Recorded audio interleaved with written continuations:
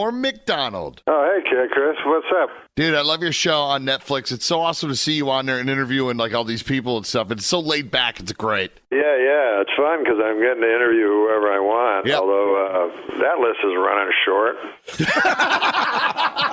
You were always great on Letterman. Did you ever do like Carson? The first time I ever did the Tonight Show with Johnny Carson with guest host Jay Leno, which wasn't as good as the Tonight Show with Johnny Carson. But the guy told me, he said, "You're not a Johnny comic, you're more of a Jay comic." I'm like, really? Oh, that sucks. But anyways, Barry Manilow was the other guest, right? So he has these people that follow him around everywhere he goes. Yeah. It's all these old ladies and stuff. So the entire crowd was filled with Barry Manilow fans. It was the first time ever doing the show. So right before I'm about to go on, Doc Severinsen, the band leader, right? Yep. He goes out and he goes, folks, after the break, we'll come back with a comic. It's Barry Manilow's favorite comic. Like he was so nice. And so then I walk out and the crowd like applauds for like a minute. Wow.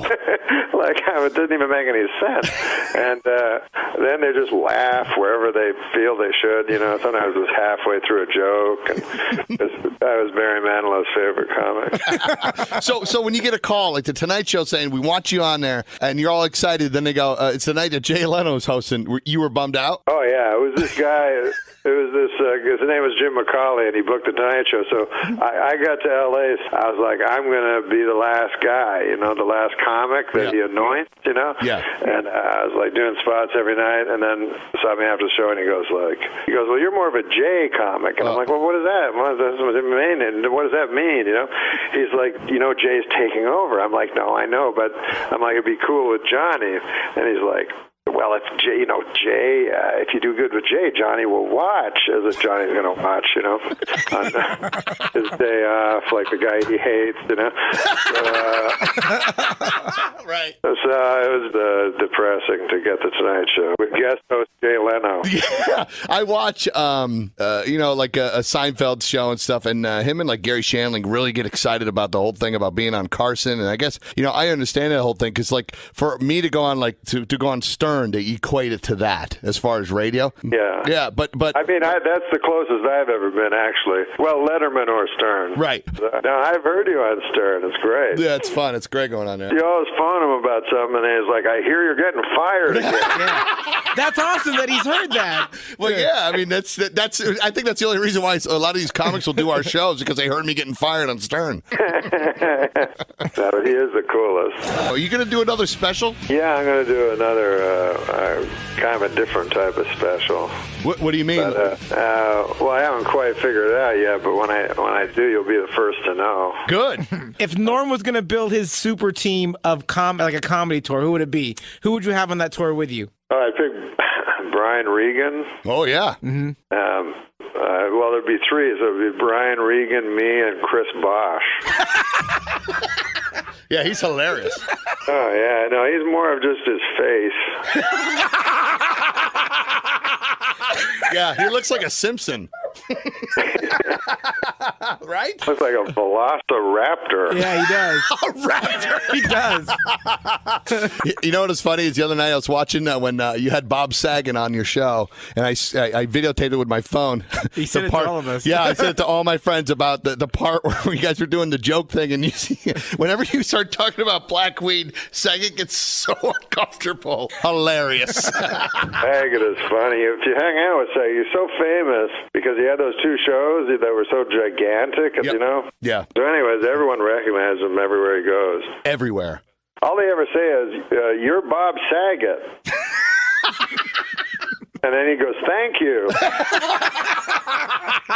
Would you have taken those gigs, Norm? Oh, no, I would not, no. I've done stupid non-accepting things before. Like one time I didn't accept this thing, because I don't know how anything works, and then it was a cartoon, and then it became a really popular cartoon, and then later my manager said, oh, you would have made huge money off that. I'm like, oh, you should have told me. I thought a cartoon was just made no money, you know. But Norm MacDonald's the greatest, dude. Thanks for coming on again. You're always awesome. Thanks, man. Peace.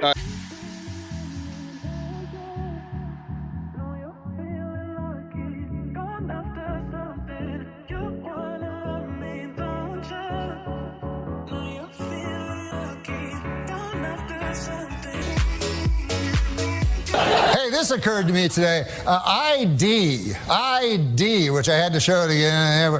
There's a strange abbreviation when you think about it. I is short for I. And then D is short for dentification.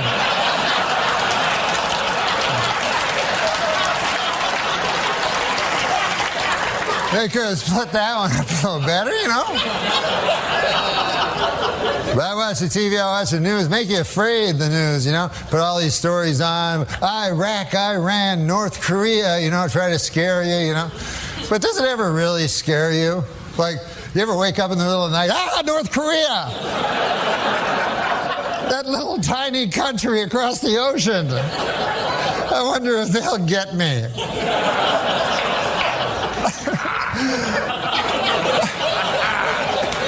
Plus, didn't MASH settle that like 20 years ago?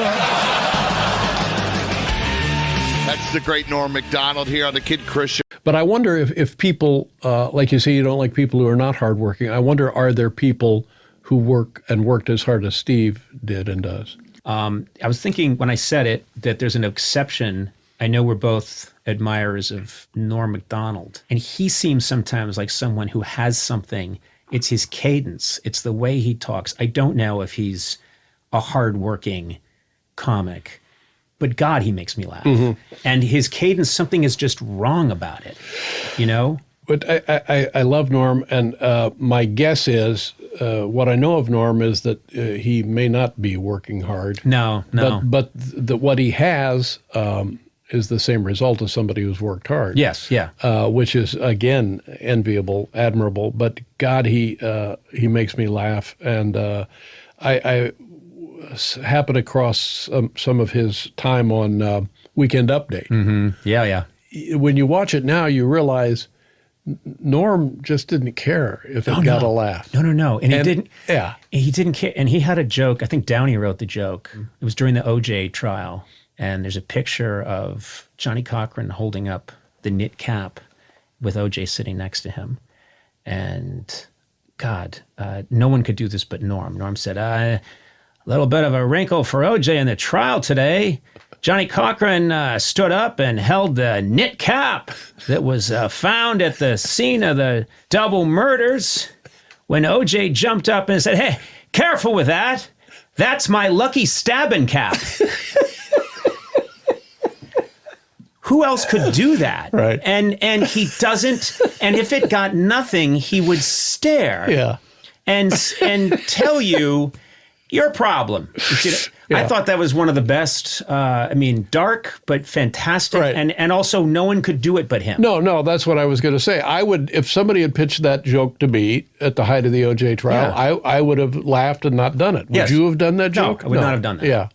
I would have been queasy and it's tragedy and it was theater of some kind, theater of the absurd. But the delivery, the persona, and the material, it's perfect, powerful. Yeah. Obviously, a lot of entertaining celebrities, but Norm MacDonald used to come on our show in the early days, and those were, I thought, great television because we never knew what was happening, and it was always teetering on the edge of it was all about to blow up. It's all about to fail, and it would always end brilliantly. And then he stopped coming around, and it was just a period that passed. And I was always sad about that because I thought we're a very celebrity-conscious age, and people always think that the best guests are the biggest celebrities. Sometimes, the best guests are these people that you have a weird connection with, and it's compelling television. People see and they talk to me about it later on. Like I'll be out in the world walking around and people will say, I saw that when you were with Harlan or when you were with Norm or with Ron. That really got wild and crazy in a way that they don't see on television now. Have you, over the years, who are some of the people who have been your go-to people that I just remember Dave in his early years had Terry Garr and he had Sandra Bernhard. Yes. And they were kind of magic together. Who are your... I had so many people. Norm MacDonald was this person who would come, you all know Norm MacDonald, but Norm MacDonald, when we'd have him on in the early days, to this day I've never interviewed anybody like Norm MacDonald. Who was the best guest that you've ever interviewed, and who was the worst? I love Will Ferrell. I also love Norm MacDonald because he comes on and his stories are all invented. None of them are real. They're all old farmers' daughters jokes. And he pretends he'll come on. I'll say, "What's up, Norm?" He'll be like, the other day I was walking down the road and a pirate comes up. I'm like, "What?" Yeah, a pirate comes along and he's got 3 pigs with him. One of them is wearing a hat. One's got a pipe, and then it's just a complete waste of everybody's time. That's absolutely delightful and hilarious. And so I love him. Your favorite guests are always like the Bill Burr, Norm MacDonald. This might go off the rails really fast. Type of guys. Yeah. I mean, Norm MacDonald, one of the great talk show guests of all time. He invented something that Norm MacDonald invented this amazing thing that I've never seen anybody do before or since. It's kind of like he split the atom. It was that revolutionary. Norm would come on and he would, instead of telling you a real story, like if I had you on the show and you're like, "Hey, Bill, tell me, well, when remember I was living in Chestnut Hill once," and you would tell a real story about what happened to you in your life. Norm tells old jokes as stories that happened to him. Yeah. So I'd be like, "Norm, what are you up to?" And I mean, really old jokes from like the 1920s. And he'd be like, "Well, Conan, I don't know if you're aware that I purchased a farm, Conan." I'd be like, "Really? You purchased Yeah, I purchased a farm. Of course, I have 3 daughters." And I'm like, "You have 3 daughters?" "Yeah, I have 3 daughters on the farm. One very attractive, one not as attractive, and of course the third not, kind of, well, she's ugly, Conan. She's ugly." And I'd be like, "Well, one day this traveling salesman comes to the farm." And he says, now, Norm, I tell you. And then it's like he's telling an old traveling salesman joke. Yeah. But about halfway through where it's going. I mean, I usually know. I know kind of what he's doing. I'm laughing that he has the balls to do this. I'm laughing at the audacity. So I don't even care if this joke lands or not.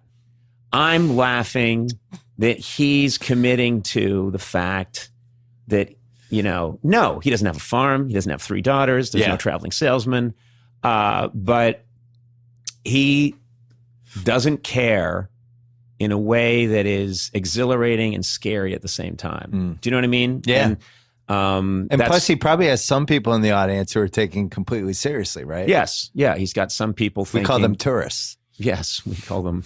They're usually from San Bernardino. Well, Norm had the greatest talk show moment in the history of talk shows with Courtney Thorne Smith. That was epic.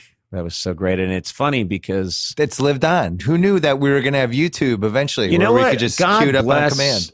God bless YouTube. I had no idea when those things were happening. I thought, we're talking 1993, 94. When those things were happening, I thought, what did I know? I just thought if you were up and you saw it, that means you saw you saw an amazing thing happen. And if you, and then maybe if I get to stay on the air long enough, we'll have a 1-year anniversary show and maybe you'll see it then. But if you're not there for that, it's gone. And now I meet people, that around the world that will say, "Oh, I just saw that thing with you and Norm and Courtney Thorne Smith." And I'll think, that was a moment of my life when I was 30. Yeah. And I'm like 85 now. Like, how is that possible?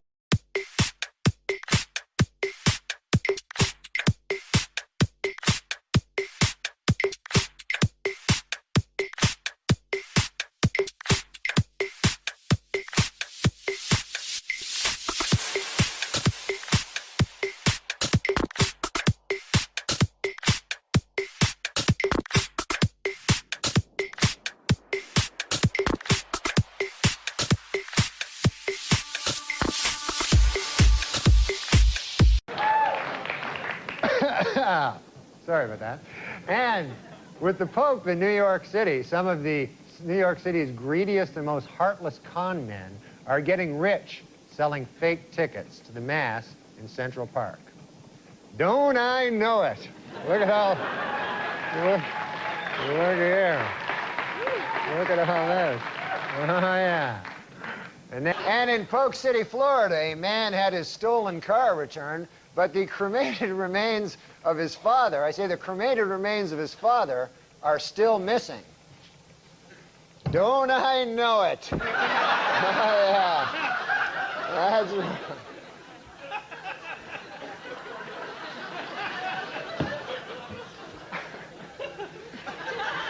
A Minnesota man is being sued by a woman who claims that he promised to marry her, but called off to the wedding after he convinced her brother to give him a kidney.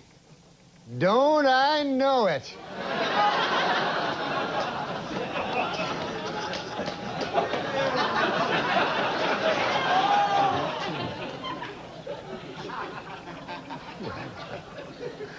A study says that pot use in high school is up sharply. Don't I know it? Oh, yeah. I'm joking. And, I don't really sell drugs to children. And now...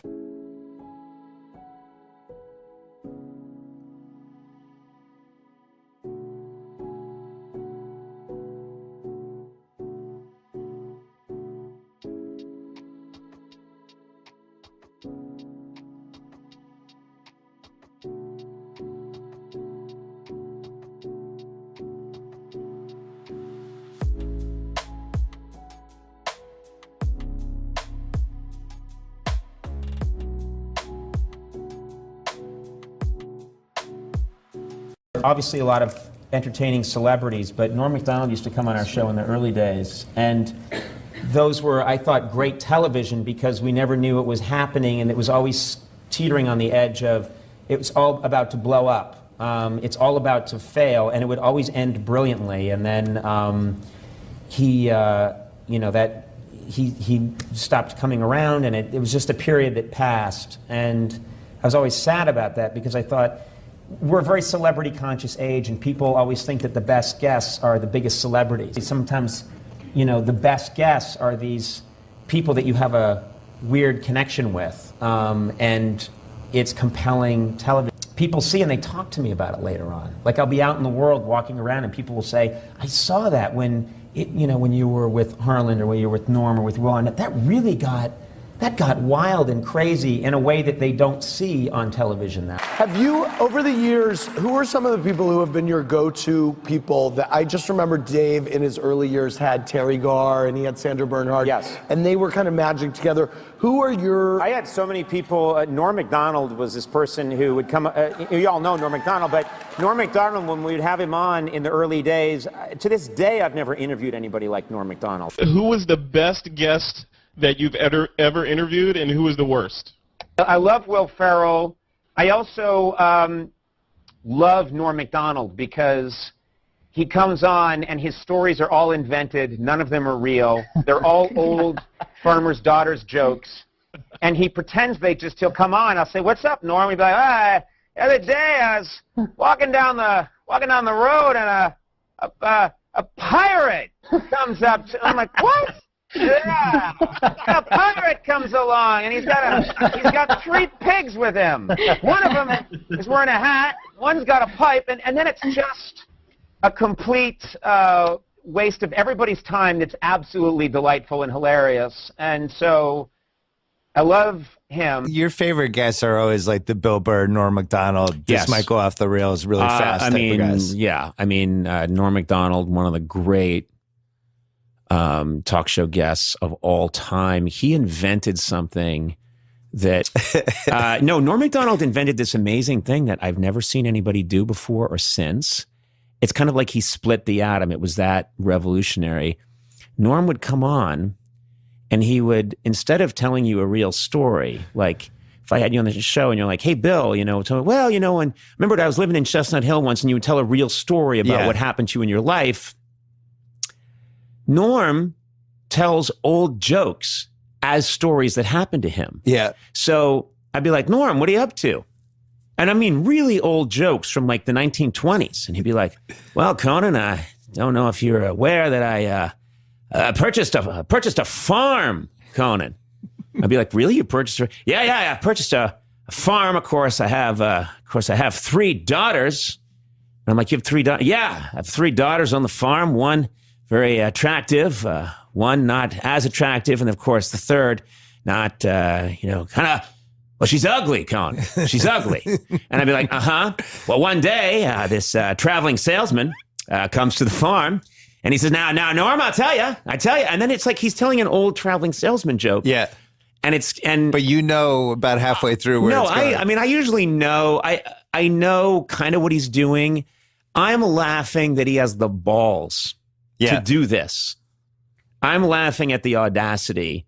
So I don't even care if this joke lands or not. I'm laughing that he's committing to the fact that, no, he doesn't have a farm. He doesn't have 3 daughters. There's no traveling salesman.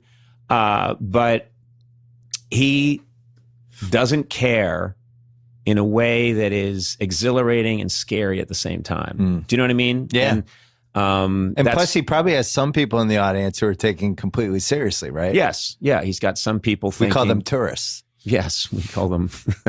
They're usually from San Bernardino. Well, Norm had the greatest talk show moment in the history of talk shows with Courtney Thorne Smith. That was epic.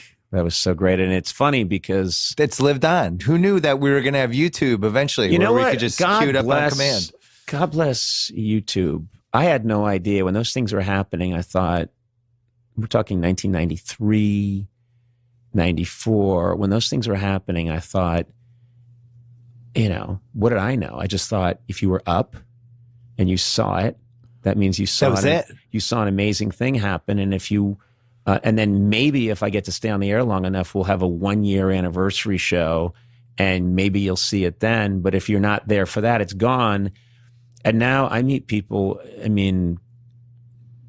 that around the world that will say, oh, I just saw that thing with you and Norm and Courtney Thorne Smith. And I'll think, that was a moment in my life when I was 30. Yeah.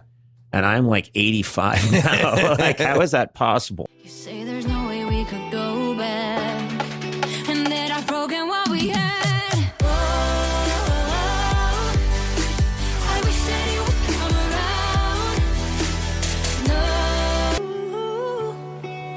around. You are making a movie with Carrot Top, right? I made a movie with Carrot Top. Okay. She left Melrose Place to do a movie with Carrot Top? That's where I'm going, my friend. What's the movie going to be called? Well, I know what it's going to be called. Yeah, what's that? If it's got Carrot Top in it, you know what a good name for it would be? What's that, Norm? Box Office Poison.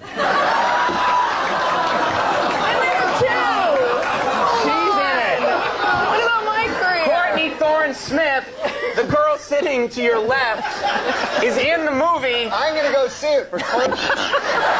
Well, there's this 2-hour season finale of Melrose Place. There's this movie coming out. Yes. Title undetermined at this point. Chairman of the board. Oh, all right. Do something with that, you freak. I bet the board is spelled B-O-R-E-D.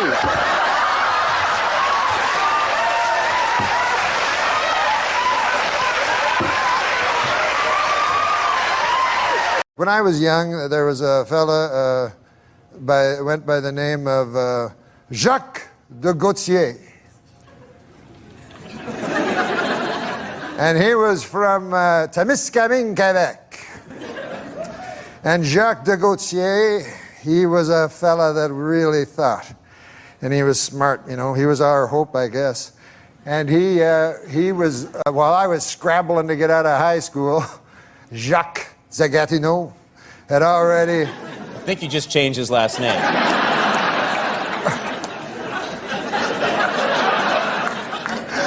Well, a man grows.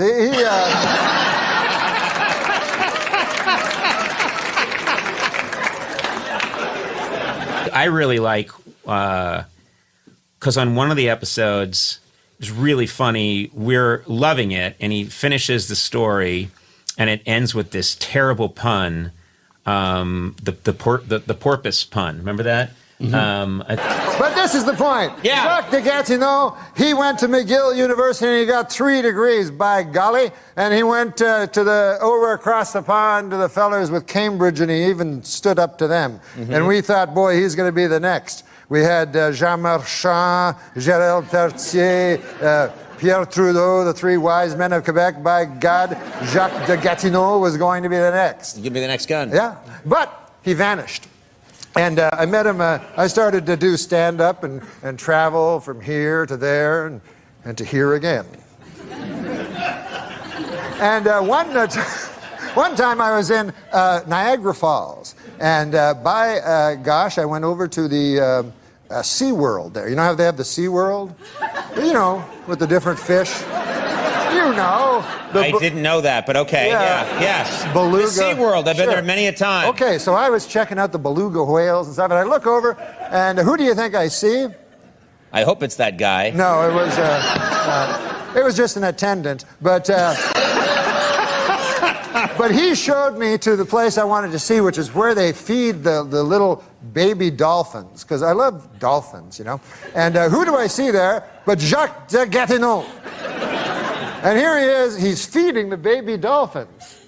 And I go up to him and I go, Jacques de Gatineau, I feel shame for you. You were our hope. You were to go to Canada, Canada's nation's capital of Ottawa. And you were to be a great man, Jacques de Gatineau. And we were all, we pinned all of Témiscamingue, Quebec, pinned our hopes on you. Now that's a hell of a burden for a man to have a town's hope pinned on them, isn't it, Conan? It is a big burden. So he was feeding these baby dolphins, and I said, I'm ashamed of you, Jacques de Gatineau. You could have done so many great things. And he said, I think I'm serving a youthful porpoise. Now I believe that...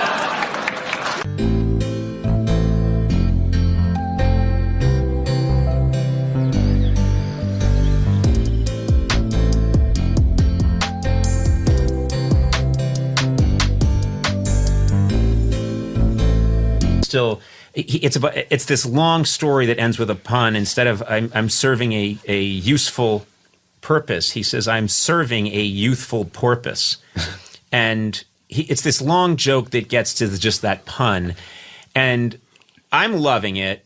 We're both loving it, but also we can't believe this is where the story has gone. Yeah. is to this pun. So he springs the trap, and the crowd starts to applaud, and I start to tell the crowd, no. You can't applaud. Yeah. What he's just done right now is criminal. He's taking time from all of us. He is criminal. He can't be allowed to get away with this. No!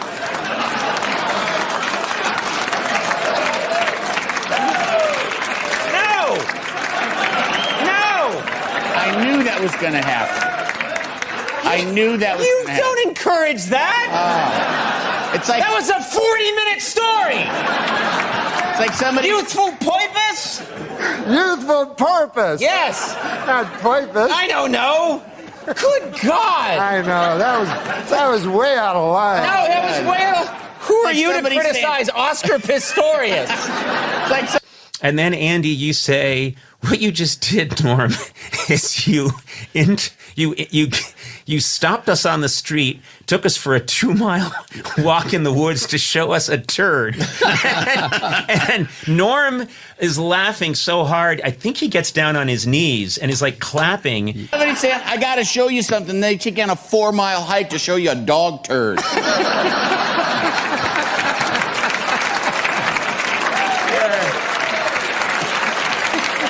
Look at it. Okay.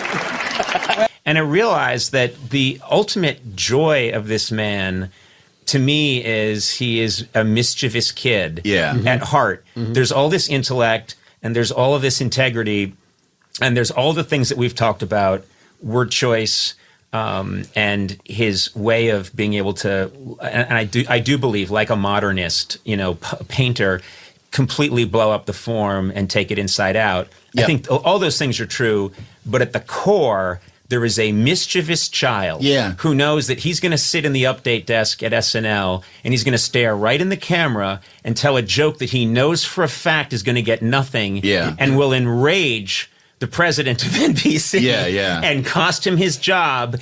And he is like a kid in a candy store. And to me, that's, I mean, God bless. It's a lot of fun to watch. Yeah. Well, there's your reel for CBS. We're getting this right to Les Moonves. Yeah. I gotta have him. You want to see that every night, Les? This guy's got the goods. More Quebecois humor. I love you. I really do. Come on. You're begging for a beating after saying that MGK beat Eminem in this diss track fucking battle. You're begging for people to call you a retard all week long because that's what they're going to call you. That's really bad. Lewis, you can't say retard in this day and age. Even Norm MacDonald knows that. Norm MacDonald went to Down syndrome instead of retard. I know. Okay, on the Howard Stern show. You know, you can't say that. Come on, Jesus Christ. If My son's retarded, please. Not retarded. You can't say that. Of course he's not retarded. I know, I'm joking. Isn't it crazy? Even something like retard. Poor little guy. Look, I'm trying to catch butterflies. I'm fighting back. I'm keeping at least retard. You can't take that one from me. It was a good one. Yeah, right, you can't say that. All right, questions, please. Questions. All right, here we go. Let's see. If you guys want us to answer your questions, BYM@gasdigitalnetwork.com. They have to know how to send in the questions. How are they not going to? They're not going to know. BYM@gasdigitalnetwork.com. Send your questions there. All right. Let's see. Okay. Well, this guy actually asked about Norm MacDonald. Can I give my take about this guy? You have a different thing. I'm a comedian. Hold on. There's a lot of people in England that probably don't know who Norm MacDonald is and don't know what's going on. So, first of all, give a quick breakdown for everybody listening. When I say quick, abbreviated breakdown. Go. 30 seconds or less. Got a timer on. Okay. So Norm MacDonald's a comedian from fucking old school SNL days. Been a comedian for like 40 years probably. Considered somewhat of a living legend, right? He recently did an interview for some magazine. I think it was the New Yorker or something. And he was asked about the Louis C.K. and Roseanne situation, both independently. And he went on to, because he's friends with them, basically defend them more or less. And one of the things he had stated was like, look, not many people understand what it's like to lose, tens of millions of dollars in a day, to lose everything for, a mistake. And then I guess they went on and said, the interview said, well, what about the victims? And he was like, well, the victims didn't go through that, which he got a lot of flack for. They canceled his Tonight Show appearance. He was supposed to do Jimmy Fallon, and then they canceled his appearance.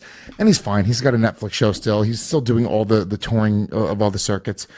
But it was, it just depends on how you feel about this whole thing. I mean, should people be able to have an open conversation about how they feel about the Me Too movement and what's going on in Hollywood and what's going on in society? And if you're not just speaking one side of the narrative, do you have to live in fear of having these opportunities taken from you? Not even doing something, not even hurting somebody, but they took an opportunity from him because he just stated like, which by the way, I mean, I want to get your opinion on it, but it's like, what the fuck? Valerie Jarrett wasn't a victim. Roseanne's quote unquote victim. She had a comedian say, even at the worst case scenario, a racist thing about her. I would much rather have somebody say something racist about me than lose $30 million. Any day of the week. Any day of the week. This is way over 30 seconds. 50. I mean, I'm looking at it. Way over. I stopped listening a while 50. ago. A minute 50. A minute 50. A minute Okay. 50. Okay. I'm disgusted with you. You've lost all track of time. I'm off the Tonight Show. Jesus Christ. I mean, Shame. what is this guy talking about? Jesus, get a grip. Get a grip. A quick abbreviated breakdown. And you went off on a tangent there. Listen, here's the thing. The Me Too movement is valid. Okay, and it's a fantastic thing because there is no place for sexual harassment in this world, whether you're a man, woman, child, whatever. Shouldn't happen. His choice of words, I heard him on the Howard Stern show, and he said he shouldn't have done it. He said he shouldn't have said it. He apologized. He said the choice of words were wrong, and they were, because it sounded like he was sympathizing with them over the victims. That said, there was a bit of a overreaction over it all. He clarified his comments. He apologized. But you wanted to talk about this last week when it first happened. And I said to you, I don't want to talk about this because it is a touchy subject for a lot of people, you know, and I don't really want to get my feet wet. I don't want to dive in with my massive size 12s and make a mockery of something that is a very powerful movement that is needed in this day and age, that I will say is somewhat abused at times as well and overplayed. So I don't know. It's a tricky one, but what was the question that the person asked? Yeah, well, he had asked specifically 1 minute 50. What do you think of this whole Tonight Show Norm MacDonald situation? I'm a huge Norm fan, and I really appreciate the support you've shown him on Twitter. This is to me specifically. Give his new show a plug on the podcast. So this is Matthew in Montreal. It wasn't so much that I wasn't supporting Norm because I don't fucking know Norm, and I don't give a shit. Like, every time a celebrity gets Me Too'd or dies in a fucking accident or whatever it is, in my opinion, I move up another bump in the industry. So I'm like, yeah, kill them all, dude. Louis C.K., whoever, get the fuck out of the way. That's the way that I feel about it. I'm not defending anybody. I am saying that comedians are supposed to be looking for truth. And the way that we do that is by, you know, trying to write jokes and have conversations about things that are uncomfortable sometimes. And when you're discouraging comedians from doing that, you're essentially killing comedy. And The Tonight Show is a show that should be encouraging the creation of great comedy and not discouraging the discussion, no matter what side you fall in the discussions. And I agree, the Me Too movement is extremely necessary, but don't devalue it by breaking anybody down that wants to discuss it beyond just like, oh, you're absolutely right. Because I think that's, dude, discussion is like, look, every time you have an argument with your girlfriend or your wife or your anybody, right? What is the way do you come to the solution? By having an actual discussion. You and your wife will get into an argument. You'll go home. You'll go in the opposite rooms. You'll fucking, cooler heads will prevail. You'll come back. You'll have a conversation for 20 minutes and you're in a great place. But without having that discussion, we never get to that place. Whoa. What age do you think we're living in? That's not how it goes down in my house, Lewis. She fucking listens. In my house, she gets a fucking slap. She gets told to get her fucking ass in that kitchen, make me a sandwich, put the kettle on, I want a coffee. In the meantime, I'll be taking a nap on the couch. When I wake up, you better have a better fucking attitude, okay? Of course I'm joking. Of course I'm joking. Of course you got to say you're joking too, which is fucking crazy. It's crazy. I know. Of course I'm joking. Straight to the heart. I went a long time acting like I was a broken apart by you.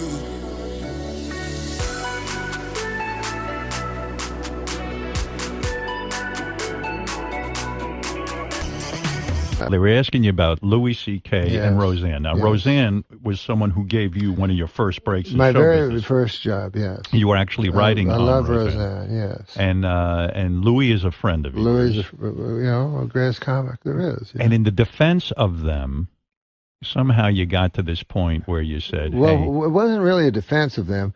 They asked me, what do you think of Roseanne, and what she did, and how she's doing. That's what they asked. Yes. Because I've been in touch with her. Yeah. So the day it happened, I phoned Roseanne because I know Roseanne, and she was crying, and she was so, upset and heartbroken. I felt so bad, and so I said, I don't know what to say to you, Roseanne, because I've never been through this, No. And I said, let me ask a friend of mine that's been through this. And I was talking about Louis C.K. Yeah. Now, Roseanne had been really hard on Louis C.K.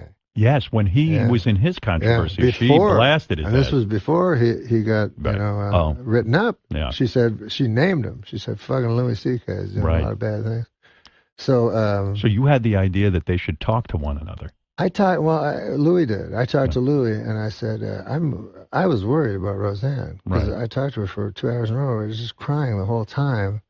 And I was like, I'm kind of worried about Roseanne. She's not the strongest person mentally. Right. And Louis said, I think I should talk to her because very few people have been through what we have been through. This particular, a very peculiar event where you say something or you do something and your career is wiped out forever. And this happens instantaneously. So I said, you should talk to her because you've been there. And they conflated that with me saying, because I said, now the victims went through worse, but it wasn't the same as that. Yeah, what you said was the victims have, at least they don't lose everything. Yeah. That's where you got into trouble. That's where I got into trouble. Because yes. I have people in my life who are victims of real bad sexual abuse. I do too. Rape, everything. Yes. And they go through. It destroys their life. They're never the same. Oh, of course their whole bodies shake at the thought of it. Some of them even black out when they think about this thing. It's horrible. I know that. And of course, you'd have to have Down syndrome. Not to know that. My new word. Down syndrome. Right. That's a good word. You'd have to have Down syndrome to not feel sorry for, of course, I have. Me Too is what you want for your daughters. You know what I mean? And you want that to be the future world, of course. Right. And I meet all kinds of women that have the terrible stories, about what's happened to them. But I wasn't talking about the victims. I was talking about, they asked me about Roseanne. They asked me about Chris Hardwick. They asked me about Louis. And I told them, like if someone murders someone, and goes to jail, right? And then he gets out of jail after 10 years. And you go, I'm going to give this guy a job washing dishes because he's done his penance. Right. Nobody goes, well, what about the people he murdered?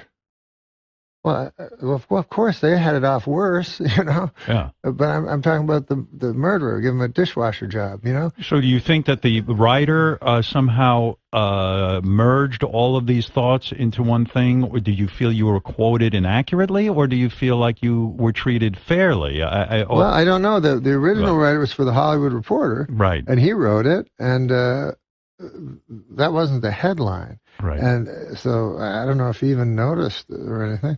And then another place called Vulture, which is a WW computer. Yeah. They wrote, Norm MacDonald defends Louis Anderson. Louis C.K. Louis C.K. You can't defend Louis Anderson. What did he do? I defend, it says, in the headline, Norm MacDonald defends Louis C.K. and Roseanne Barr. And I never defended them. Norm has a CD. It's called Norm MacDonald. Ridiculous. It's coming out September 12th. It's a comedy CD, of course. And you got some famous people, a.k.a. friends of yours, to do some bits on there with you. Is that right? Oh, yeah. Some of my friends did it. So it was Will fun. Ferrell, correct? Yeah, the great Will Ferrell was in it. He was kind enough to do it. Molly Shannon? Yes, the great Molly Shannon was in it. She was kind enough. Some of this will be repetitious. Is Tim Meadows great, or is he superb? Tim Meadows is a real talent. You got John Lovitz on there? Yeah. You ever see that guy play softball, by the way? Speaking of baseball and hats, you ever see him hit the ball? I've seen him do stand-up. He tried starting stand-up when he was 50. Really? What about those Subway commercials? That's kind of... Yeah, it's great. He got a catchphrase for the first time in 18 years. And what's the catchphrase? Eat fresh. Oh, eat fresh. And he gets to wear a bathrobe on TV. Yeah. I buy Subway sandwiches. No, he's a really funny guy. He's hysterical. How long... Up here. Yeah, no, I listened to that show, actually. Uh-huh. Yeah. What happened the time you and Norm MacDonald played tennis? There's a story that he showed up in a leather jacket and jeans. Yeah, I know. I know. He tells that story, and I don't know why he's so into it. Oh, it's a funny the visual. time. It's a funny visual. Him Well, dressed like that. What he left out is that we're playing, and he I play all the time. He never plays, right? But he can get the ball, but he dinks it back, and he has no rhythm. Anyway, when someone just floats every ball, if you're not used to it, you can't get any rhythm, and it's just hard to play. So he won, but what he left out was after every point he'd leave the court for a minute and brag to his assistant about how, look what just happened. Then he'd come back, 1 point, he'd leave again. So I go, Norm, do you want to play? And he just kept leaving. It was very frustrating, and so he won. So then I said to my coach, I go, how do you beat a guy like that? It's so frustrating. The ball's just, and my teacher's guy, Alex Olmedo, who's you're into sports, look him up. He was a champion college player, Wimbledon champion, Rod Laver, Emerson, who won Wimbledon, and he's in the Hall of Fame from Peru. Great guy. So he said, just step in and take it early. And I go, could you beat someone like that? He goes, are you kidding? I'd kill him. I go, all right, fine. So then we played again, and then I just, I creamed him and I beat him. So and also, I wasn't trying as hard the first set because he was, he's not as good, so I'm just taking it easy. But then And he was wearing jeans and a leather jacket. Well, he beat you 6-0 the first time, didn't he? 6-0? No, he wasn't wearing. I don't remember what he was wearing. He didn't beat me 6-0. He's full of crap. That's what he told him. So then we played again, and then I beat him quite easily. And he goes, let's play again. I said, no, I don't play you again. Because when I knew he'd want to play after I beat him, the last time we played, I beat him, and that's that. Give us a good league but of he the. cheats. He Yeah, cheats, and of he's course not he does. fun to play with. Of course. So he tells this story, Right. Give us a good league of their own story. Lovitz! Just back off for a second. Yeah, he's being Lovitz. This is what Lovitz does. I know. man. This is what he does. Him and Norm, both of them. Give us a good league of their own story.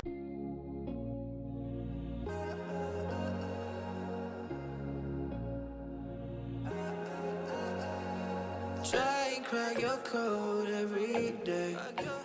Thinking about every word that we. John Lovitz, what is that? No, I played tennis with John Lovitz. Goes every day to the Beverly Wilshire and it's an expensive Beverly Hills hotel. I don't know what it's called.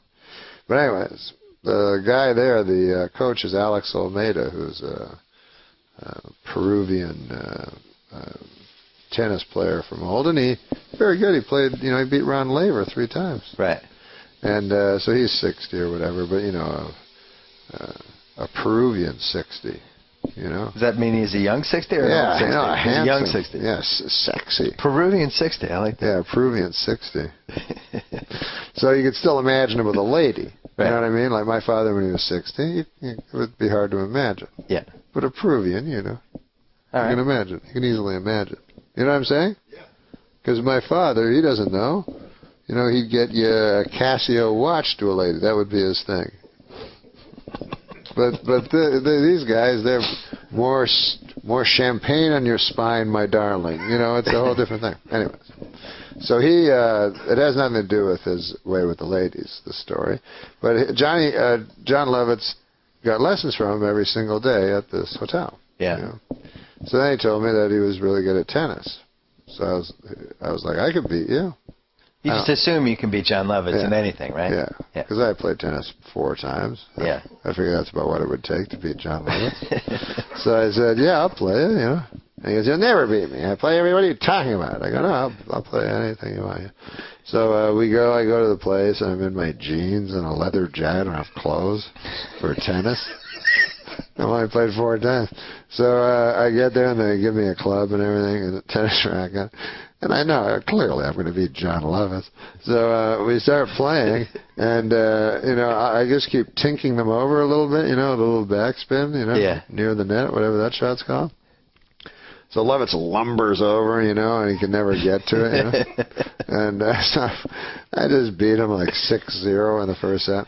So he starts thinking I'm doing something illegal by tinking it over the net. The backspin backhand or whatever? Yeah. He's never seen this. He thinks you're supposed to hit it to him. Oh. So he starts complaining because he's like, I play Alex and I can beat him. He's talking about beating Alex Almeida, the pro, the tennis 60-year-old Peruvian. Yeah. He thinks. So I said, well, what?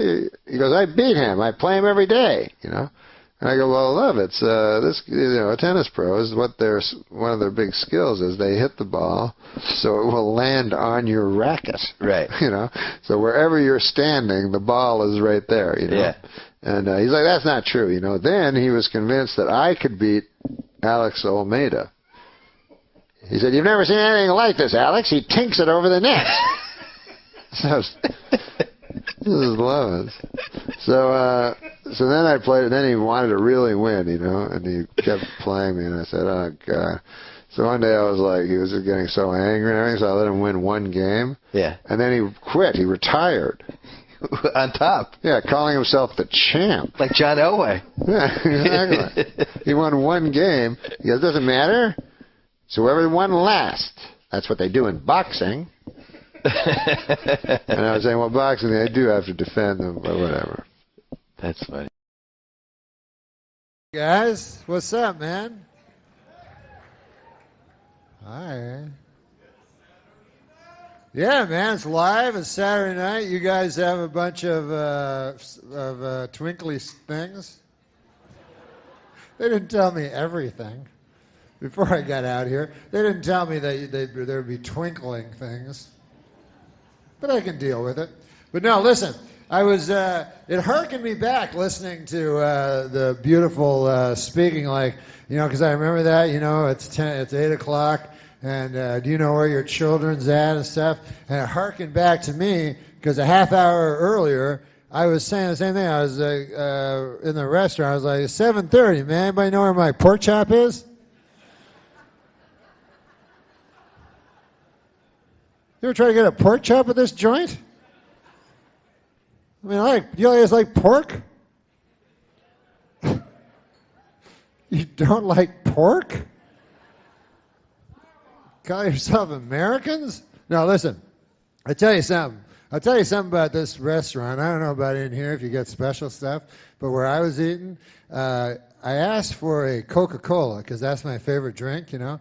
I go, hey, man, can I have a Coca-Cola? And they say, we don't got that. We got Pepsi-Cola. I was like, oh. And this is a new thing that's happening, I've noticed, across the country. I'd like to get to the bottom of it because Coca-Cola is a delicious drink. And oftentimes, you go to a town, you go, hey, man, where do I go to get a Coke? And they're like, yeah, not here, fella. You know? They have their towns that Pepsi has somehow, even though Coke, and people, see, they think in their minds, they think that if your favorite drink in the entire world is Coca-Cola, then your second favorite drink will be Pepsi-Cola, which is flawed reasoning. Actually, if your first favorite drink is Coca-Cola, your least favorite drink is Pepsi-Cola. That's how it works. And you can tell they're kind of ashamed of you. You got a Coke? They're like, nah, Pepsi. They give you a lot of that. Is that okay? So you go, no, I don't want that. What else you got? You got any other soda? And then when they got the Pepsi, they always have these weird other sodas. They go, oh, yeah, we got different. We got, you like root beer? We got that. And you're like, well, I'm not 8. I don't know. We got Diet Pepsi. Why are you even asking me that? I just said. We got Sierra Mist. Oh, I'm glad, man. I'm glad you brought that up. I was going to ask, but I didn't dare, you know, because every time I go, they don't have it. But that's my favorite drink. You know, you go to a restaurant, you go, hey, here's the whitefish. What do you want with that? Got any Sierra Mist? Give me that. What? No Sierra Mist. What kind of hen house horse shit is this? Trying to run a joint here? What kind of business? Honey, get your coat. I'll get the car. I'll bring the car around. You get your coat. No, Sierra Mist. Can you believe these characters? Kind of a.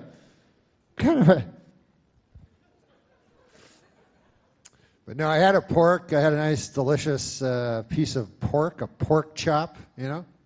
Pork, I don't know. I don't think it's that good for you, but I like it. I'm pretty sure it's not good for you because it's a pig. But I like it. Anything with a snout, I don't think you're supposed to eat. I think that may be in the scriptures. I'm not sure, but I recall something about that. My doctor has me on a snoutless diet right now. He says I got to exercise every day, aerobics and latissimus dorsi, all that shit, you know, get my back and everything, and then no snouts. But no, my friend, let me tell you something. My friend, who is a vegetarian, she's a girl, you know, like all vegetarians are, and you don't mean a lot of dudes, you know, but anyway, she was talking to me about the vegetarianism stuff, right? Now, I Have you ever had this experience where you think something's right your whole life, you know, and then in a moment, in a flash, you realize you've been wrong about everything you've ever believed ever. Not everything, but that one thing. By the way, if you ever wake up and you realize you've been wrong about everything in your entire life, that's not a good day then. You may as well go down to the rope store and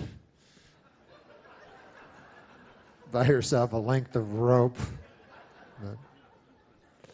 Then go down to the stool store, get yourself a nice stool. Then you go over to the notepad store, you buy yourself a notepad. Then you get a pen. You only really need 4 things. And must be hard to write those notes. You know, what, I'm supposed to write it on this little thing? Everything that drove me to end my life? I don't know where to start. But anyway, what was I talking about? Oh, yeah, pork. No, because my friend who's a vegetarian, this girl, she was telling me, you know, we always argue because she's a vegetarian and I am not a vegetarian. And so she has her opinions and I have my opinions. And I realized that her opinions are actually stronger than my opinions. Like she'll say to me, she goes, you can't eat, animals because they're God's creatures too, you know what I mean? And you shouldn't destroy another creature of our great God just so that you could have a frivolous meal that would not be necessary. You can't extinguish the life of and then I go, I like pork. That's my opinion. So that's not a good argument at all. So anyways, the upshot of it is that people can change, thank God, through the glory of God, people can come to changes in life. And I am now a vegetarian, so that's nice, you know. Thank you very much. I'm not a strict vegetarian. I eat meat, but I am a vegetarian, but not a strict one. I only eat meat. You know what I don't like is vegetables. I can't eat those. I can't stand eating vegetables. So in the strictest term, strictest use of the word, strict, I'm not a strict vegetarian. But you know what she does, my friend that is a vegetarian? She makes this thing every Thanksgiving. I don't know if you've ever eaten this. It's called a tofurkey. Tofu, it's an unwieldy word. No one likes to hear it. But it's a turkey, but it's not really a turkey, you know? Sounds like a turkey because it's got a lot of the same letters. But what they do is they take tofu, you see, and then they fashion it into the countenance of a turkey, you know? Which doesn't fool me. And also, I don't understand why she does it on account of she's making it into the thing that she doesn't want to eat in the first place. That seems...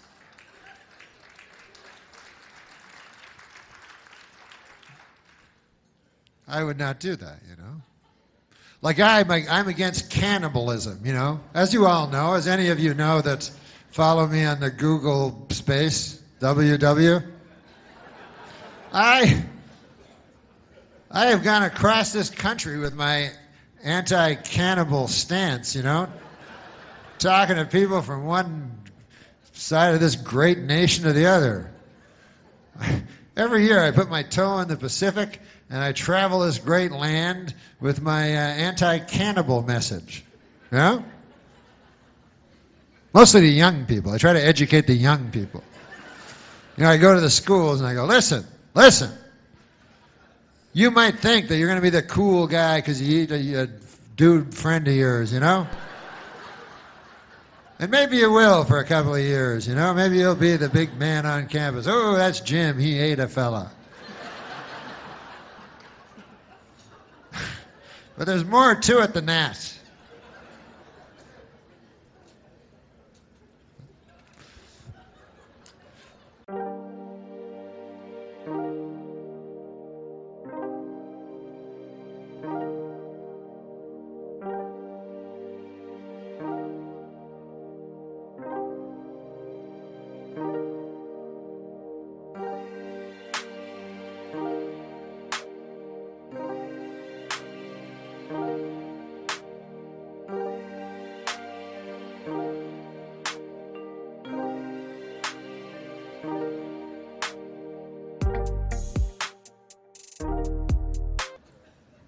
No, I have.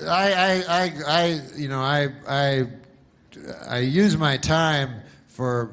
You know what I do? I do a lot of charity work for things that people. I don't like arguing with people. You know, where they have another opinion than me. So what I do is I pick very popular opinions, and then I work for those people. Like, for instance, there was you know the landmine big thing. Princess Diana, one of the greatest people who ever lived, she was against landmines.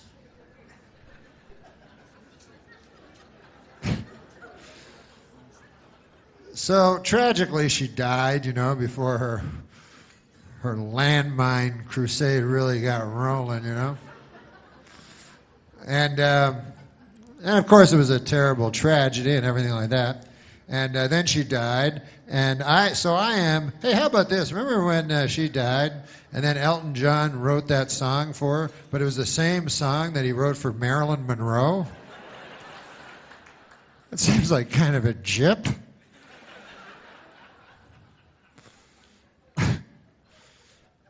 But the king's like, hey, man, you wrote a song for my daughter? I don't know if there's a king. You wrote a song for Princess Diana? Yes. Well, you all ready? She just died an hour ago. Yeah, I wrote it. I wrote it. And here it is. She lived her life like a candle in the wind. Wait a minute. It sounds like that song you wrote about Marilyn Monroe. Well, it's a little bit. Some of the same words. Well, why'd you do that? Because they're similar when you think about it. Come on. Marilyn Monroe, she was taking crazy drugs and promiscuous, running around. Man, you know, you never knew if she was going to live or die. She's just living her life crazy like a candle in the wind, you know. And Princess Di, she lived in a castle. But, you know, they're sort of the same. They were blonde. I got to go. But anyways. I forgot what I was going to say. Oh, that I am very against landmines. So I will go and I will make, you know, I'll go to protests, you know, and I'll have a big sign that says, no more landmines. Because if you don't know about landmines, hey, you're educating me about stuff tonight. I'll educate you a little about landmines, you know, because there's many different causes, you know. And landmines are terrible. What they are is they put them underneath the earth, and then you step on them, and they blow you up. So I go there, and I protest against them. And what's fun about it is there's very few counter-protesters. You know, there's a couple of guys out there, but clearly these guys are in the pocket of the, you know, big landmine companies in this country. You know? I don't mean to get all Bill Maher on you or anything, but if you think that the landmine companies in this country care about you, the little person, they don't care about you. They care about blowing you up when you're not expecting it. That's how they make their money. No. But, no, I was going to say about, she makes this tofu. And what I was going to say was that as a anti-cannibal guy, it would never occur to me to do the same thing as she does with her tofurkey. I would not take all my delicious cheese sandwiches and fashion them into the shape of some old rotting corpse of some dude and then eat that. That would make it less tasty than the cheese sandwich itself, to me. But listen, it's easy to go around saying, hey, I'm against cannibalism. Oh, I'm anti-cannibalism. Look at me. I'm better than everybody else, you know. I know it's easy to say because I say it every day to people. But actually, when you think about it, you don't really know how you're going to, you know, how your cannibalism beliefs are going to stand up under when it comes up. Because you'll notice in life, cannibalism rarely comes up. There's always some cheese sandwiches around you can find, you know? But what about when you're in the Andes? Well, then all bets are off. You have to wrestle with your conscience because you're in the Andes. I don't even know why people go to the Andes, but they do. They go, "Hi, listen, travel agent, me and the wife, Ruth, you know Ruth, we're going, we got to get away from the kids again this year. We got to go to Island. We were hoping something on the other side of the Andes. Anything you got there? We just want to relax, lay on a hammock or something, and we want to go to a nice place that is separated from where we are now by the Andes. And got any small planes? We like flying in small aerofoils. In the dead of winter. You got anything like that? And they're like, yeah. So you get on the plane, and 20 minutes later you crash into a mountain, because everyone knows it's on the boarding pass. It says, layover, a mountain.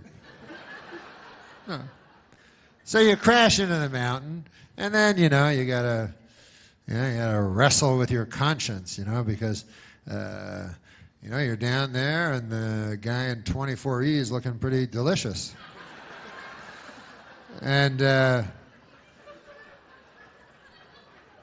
so days turn into weeks, and weeks turn into months. Months, you know how time works, right? I don't have to explain everything. Then becomes now. So and then you have to wrestle with your conscience because you're like, my conscience. And your conscience is very, if you don't want to wrestle with your conscience because, so, although it's not as hard as wrestling with an actual wrestler. High five. If you have your choice between wrestling with your conscience and wrestling with a professionally trained wrestler, I'd take the conscience because it doesn't even have arms. And for wrestling, like the headlock is the biggest move. If you don't have arms. So anyways, you're wrestling with your conscience and you're like, oh man, should I eat that guy in 24E? I don't know. He looks pretty good, but I don't think it's right and all this stuff. And then time goes on and you get, and instead of just acting right away, which would probably be the smarter thing, you wait way too long and months pass and then you go crazy and then you go after Frank, that's his name, in 24E, and you're just, you're so hungry now. You're tearing into him. You're like, Frank, blood all over you and everything, Anyways. And that's the last, and this is what you don't want to happen at that point, is for the rescue plane to come over at that very moment, Well, you're like, what the? They're like, we have hamburgers and hot dogs here in the plane. And delicious cheese sandwiches, everything you want here. You're like, what?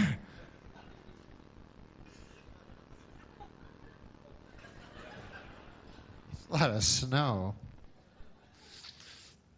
Oh, Lord God. Let me get a drink of this water.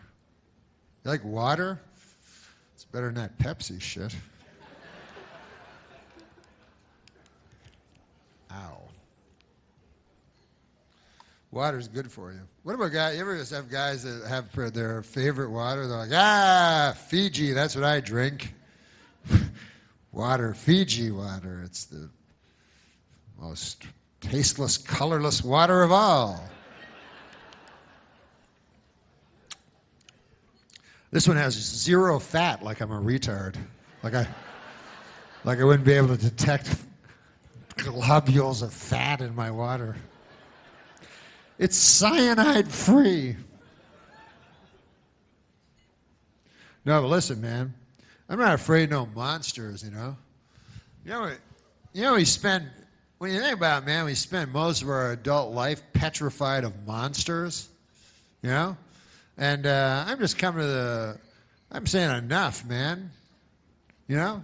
I'm not gonna live under the tyranny of these monsters that walk among us, you know? If they get me, they get me. And some of them I don't even know what's so scary about them. Like now they got a movie I seen, Wolfman, you know, which is very scary, right? A Wolfman. You know, they got a movie, and it's like a werewolf. I think it's exactly the same. I'm not sure. I haven't studied it close enough. But I believe, like, if a wolf man came at you and stuff, you went, werewolf, people wouldn't go, it's a wolf man, you idiot. But my point is this. I am not afraid of a wolf man or a werewolf because when you think about what they are, they're half man and half wolf. So therefore, I am only half afraid of them as I am of a wolf. And there's no movie called The Wolf. See, if you got a wolf man, half the time he's a man. You can reason with him. Yeah? You can sit down, have a cheese sandwich. But a wolf, man, you can't reason with a wolf. A wolf only wants to eat you. So I'm not afraid of a werewolf. I'm not afraid of ghosts. They don't scare me, you know? Not at all. I mean, I don't want to say I'm invulnerable to fear, but they simply don't frighten me. You know? First of all, what do? You know? They just go, which that's not that scary to me. Yeah? And then they're invisible. They're like, and you're like, what? You're invisible. You can put your hand through them. That kind of a person never frightens me. You know the kind of guys that frighten me? You ever meet those guys where you can't put your hand through them? I don't care for those fellas. But when I can put my hand through them, doesn't scare me in the least. This is how unscary they are. I was at a hotel a couple of weeks ago. In the lobby, they were saying they were bragging about there was a ghost in the hotel. You know, how scary can that be? You know what I mean? They're like, every night, Mary with the blue dress, that was her nickname. She was murdered, and she hangs around the bed, you know what I mean? And she'll come over, and so beware, because Mary with the blue dress, which was her nickname, which was an odd nickname, because you'd think her nickname would be Mary the Ghost, you know. When they came time to pick out her nickname, you know, I think they were like, They go, hey, what do you notice about Mary that makes her distinctive? We got to come up with a nickname for her. I know she wears a lot of blue dresses. She seems to have an affinity toward blue dresses. You're talking about Mary, right? The transparent lady?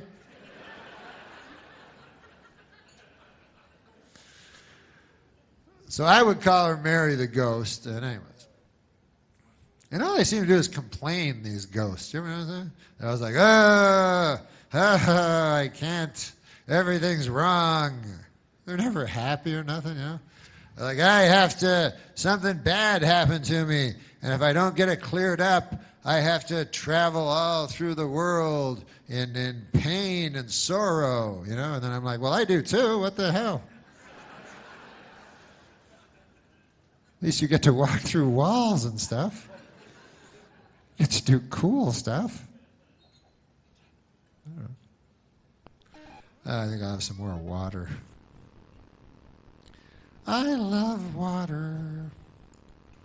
You know, I used to do news on Saturday Night Live, and sometimes people think I know something about news. That's the funny part, because I don't know anything about news. And, I'll watch it on the TV, and I don't know what they're talking about, you know. And but I watch it all the time, you know. I'll turn on the TV, and then they go, welcome, the deficit. And I go, ha, ha, ha. I've heard that word before. Yeah, that's about all I know. But I watch it. you don't have to know about everything, you know. When I was young, you didn't have to know about anything. Now you have to know about everything. Everybody got an opinion and stuff. Yeah. You're supposed to know about every single... One guy asked me a couple weeks ago, he goes, Norm, how do you feel about stem cell research? I was like, me? Well, why don't I tell you what, why don't I go to scientist school for 10 years, and then I'll come back here to this very spot, and I'll tell you what those 3 words mean. I don't know. I don't know. That's mostly my answers. And a lot of people don't know. Like you'll see on the, if you ever watch the news, you ever see the news? It's on at 6. They show the news, right? And they'll have a question. And a lot of people don't know, just like me. They'll have a question. They'll show a pie chart. So they'll say, does President Barack Obama deficit reduction, question mark, something like that. And then they show a pie chart, you know, so you go, oh, man, that looks like a pie. You know, you get happy. And then they have like it cut up, and they'll say like 47% yes, 48% no, 5% I don't know. So that's like me, you know. There's no shame in that. No shame at all. Well, I phone them every time there's a one of those things on CNN, like one of those polls. I phone up. I want to get on that pie chart. You know, I phone up. I go, hello, excuse me. Is this the TV? Yeah, you just asked me a question. I don't know. How the hell am I supposed to know? I didn't even understand most of the words in the question. What's that cost? $1.50? Is that what it said at the start of it? Excellent. All right. I better get on that pie chart. I'll tell you that. I'm not a guy to throw away 12 bits on, you know, on nothing, to tell you be quite honest with you. Nothing. Oh, look at that. So, yeah, I don't know a lot about stuff, you know. Like sometimes when I go to parties and stuff, because everybody got opinions and stuff like that, what I'll do is I go to parties not to talk opinions with people and elevate myself or anything like that. I go to parties to try to get me some free sandwiches, you know, because I find at parties often you can find, if you look, cheese sandwiches for free. And often what they do is they'll put other stuff in it, you have to take it out, so you just get the cheese, but whatever, you know, it's free. And but the other people I notice, they go there to converse and talk of the issues of the day and so forth like that at the parties, and I don't like that kind of stuff, you know. So I tried, and I don't know anything. See what I mean? So what I'll do is before I go to the party, I just turn on the TV, you know, on one of them channels with news, and then there's a guy with a suit and a tie. I just say whatever he says. I'll say that at the party, and it usually works. I'll just go to the party and everybody will be yapping. They'll be like, deficit and health care, trillion, billion. Then I go, yeah. Hey, I got an opinion. Listen to this now. I blame the media.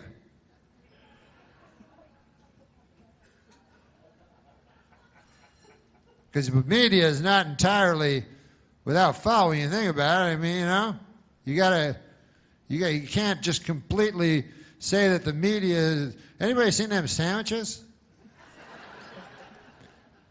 A fellow over there was telling me there were sandwiches where they cut the crusts off and they're in triangles. Fellow over there. And he said they had toothpicks with frilly toothpicks in them. None of his. Not a single one of his. All right, fair enough. But I have a thing, see, I have a thing where I can judge guys that are at my own smartness level. You know what I mean? Because I don't know if you ever got caught talking to a smart guy. You ever have that happen to you? That's not a lot of fun. Like you're at a party and you're at that kitchen part where there's that big square thing. I don't even know what it is, but you're all standing around, and then there's 5 of you and 3 of you leave, and it's just you and the smart guy, and the guy's got a pipe or something. He's like, anyway, how about that leader from the foreign country? What about his name? You're like, I'm going to go ahead and look for them sandwiches. But I'm coming back to talk to you. I'm not running away, if that's what you think. I'm not going to run out that side door right over there and run full speed down the street. I don't think that. No. So what I do, I have a very good, I can go to my own, you know what I mean? The people that are at my smartness levels. So if I'm in a party, right, I can go right into the party and immediately, like they, you know, they say gay guys have gaydar, they can sense other gay people. I'm like that with like guys of my dumb level. I can walk up, I can just go, immediately I'll say, hey, I bet I can keep up with that guy over there. I'm gonna, then I make a beeline over for that character, and then we talk about, you know, Jughead comics or something for a while, I don't know. We have a grand old time, and I try to pocket a couple of cheese sandwiches and take off. But it's hard to talk to anybody just in regular life, you know? I don't know how to do it, especially like one-on-one, like talking, you know? It's so hard to, with people, you know, like my friend was saying, you gotta listen. That's the most important thing in a conversation. Listen to the person that's talking to you.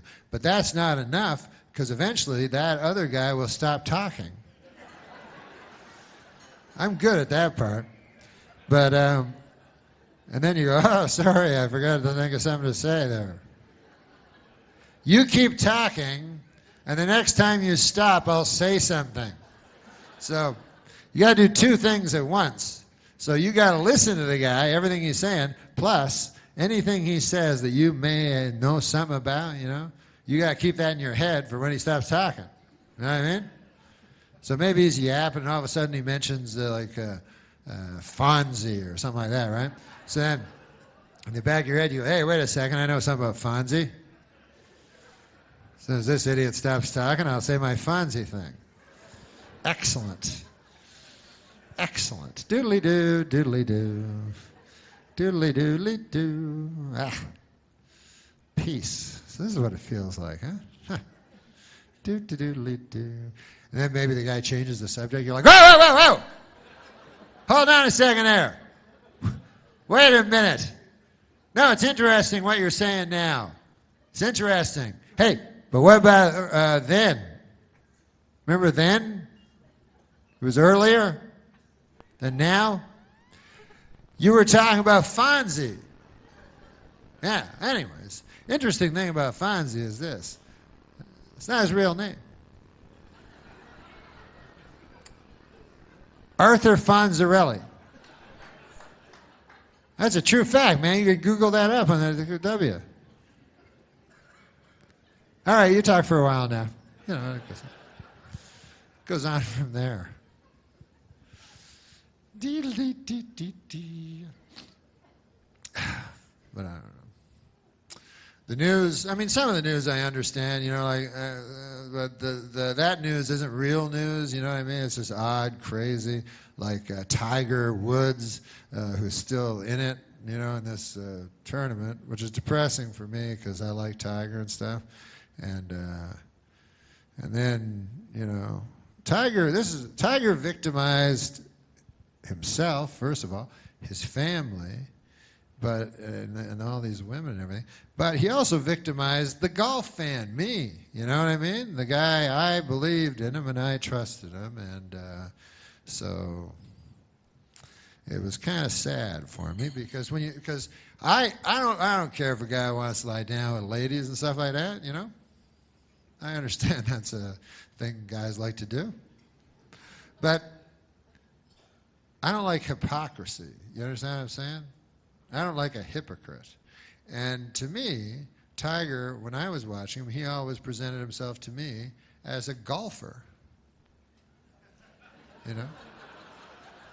I always thought he was a great golfer. I watched him my whole, you know, life.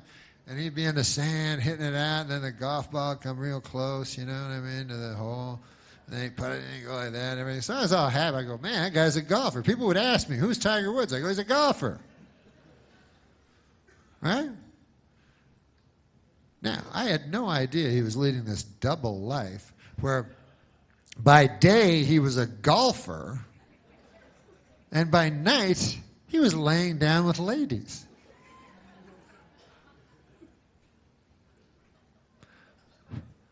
Otherwise, I never would have bought the Buick.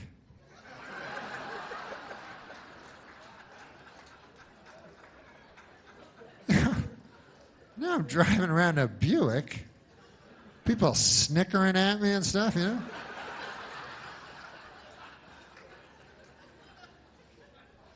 Whatever. No, but he's a sex addict, and that's a hard one. I imagine that's a tough one to kick.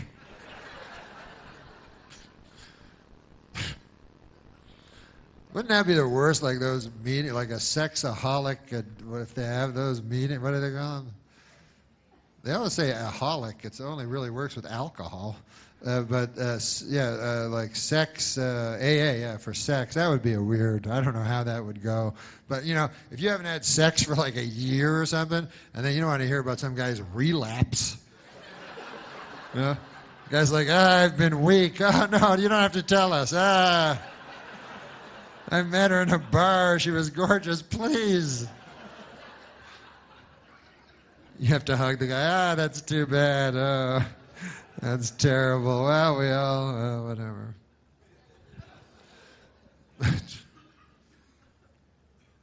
But I don't even know if sex, I don't even know if that's a thing. I don't know, you know. It's weird to me because if you're an addict, if you're a heroin addict, you're addicted to heroin. The more heroin you do, the more addicted you are.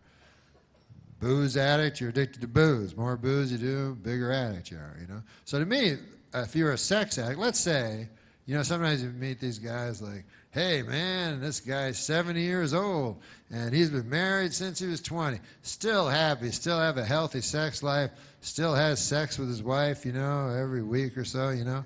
Then wouldn't you think, that guy's a sex addict? He is a sex addict to such a degree that he's willing to have sex with a 70-year-old lady.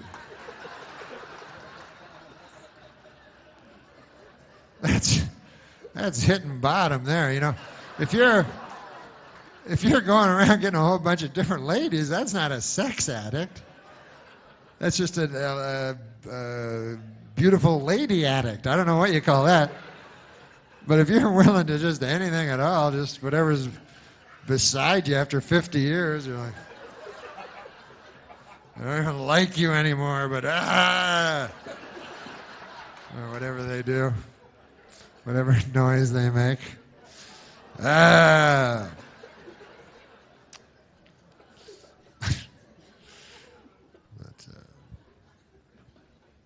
I don't like those news stories that's scary either, man. That's why I don't like watching the news no more. Because when I was a kid, just news stories be real stuff, you know, like about the world or whatever. But now they'll have little personal stories that have nothing to do with nobody, and they present it as the news, you know, and then you don't want to see them, you know. And I noticed the latest one, they all seem to have, the show will open the news, and there'll be a guy with a suit and a tie, so you know he's a newsman. And he goes, hey, our top story tonight, a lady has vanished. And you're like, oh, yeah? And they go, yes, she's gone. Oh, yeah? Do I know her? No. You never heard of her, but we're going to tell you about her. We got Bill. He's on the outside. They have one guy inside, one guy outside. Bill, what's going on? And then Bill's outside. He's like, yeah, the lady vanished. Her name was Janice, and nobody can find her hiding her hair of her car. Was found in the car is fine. It's in the Burger King lot, but we can't find a lady. All right, back to you. And, you know, so then you're at home. You go, well, I don't give a damn on account I never knew her in the first place. How can I possibly care? As a matter of fact, I'm happy it's her and not someone I know. So, but then they go, we'll tell you about it. You go, no, that's cool, you know. I don't really want to know. But they can't help themselves, you know. They go, here or she, oh, hey, Bill, you still outside? And he's like, yeah, of course. And they go, we understand you have some friends, a Janice, to tell you about. Yes, we've been talking to some of her friends anyways. Turns out she's a good lady.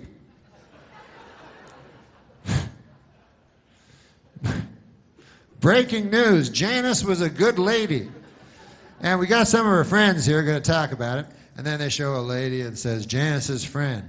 And she says, oh, Janice, man, she was the greatest. She was the kind of person where you could walk into a room and she would light up the whole room. You know, it was amazing. She didn't have a light or nothing like that. She would just somehow, through sheer tyranny of will, she could make a room light up.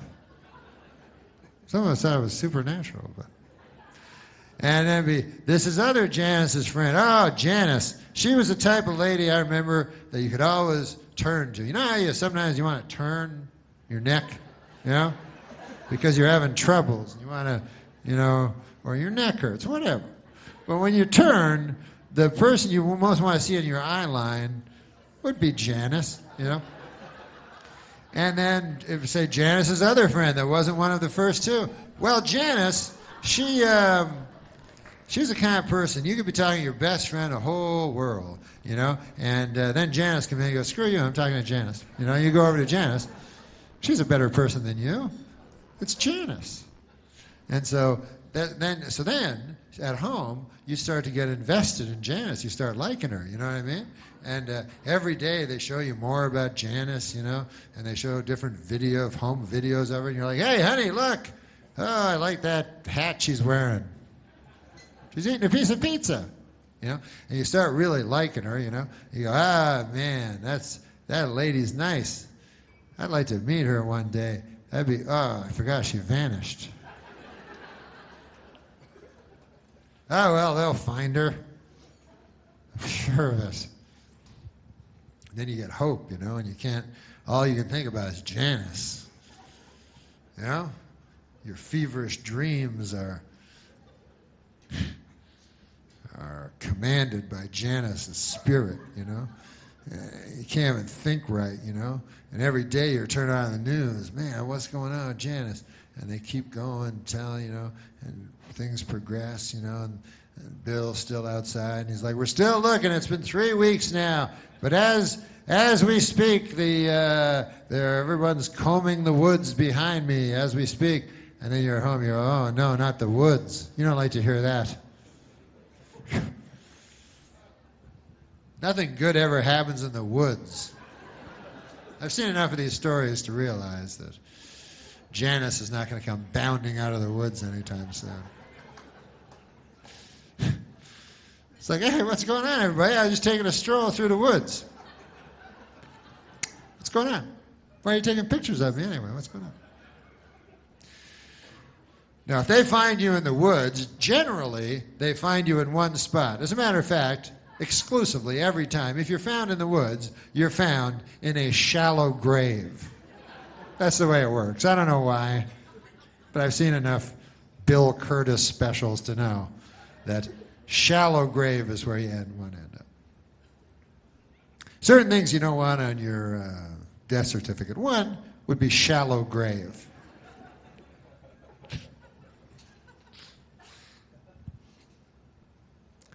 Massive. You wouldn't want to see that on your death certificate, the word massive. Or maybe you would. I don't know. Maybe that'd be a good one.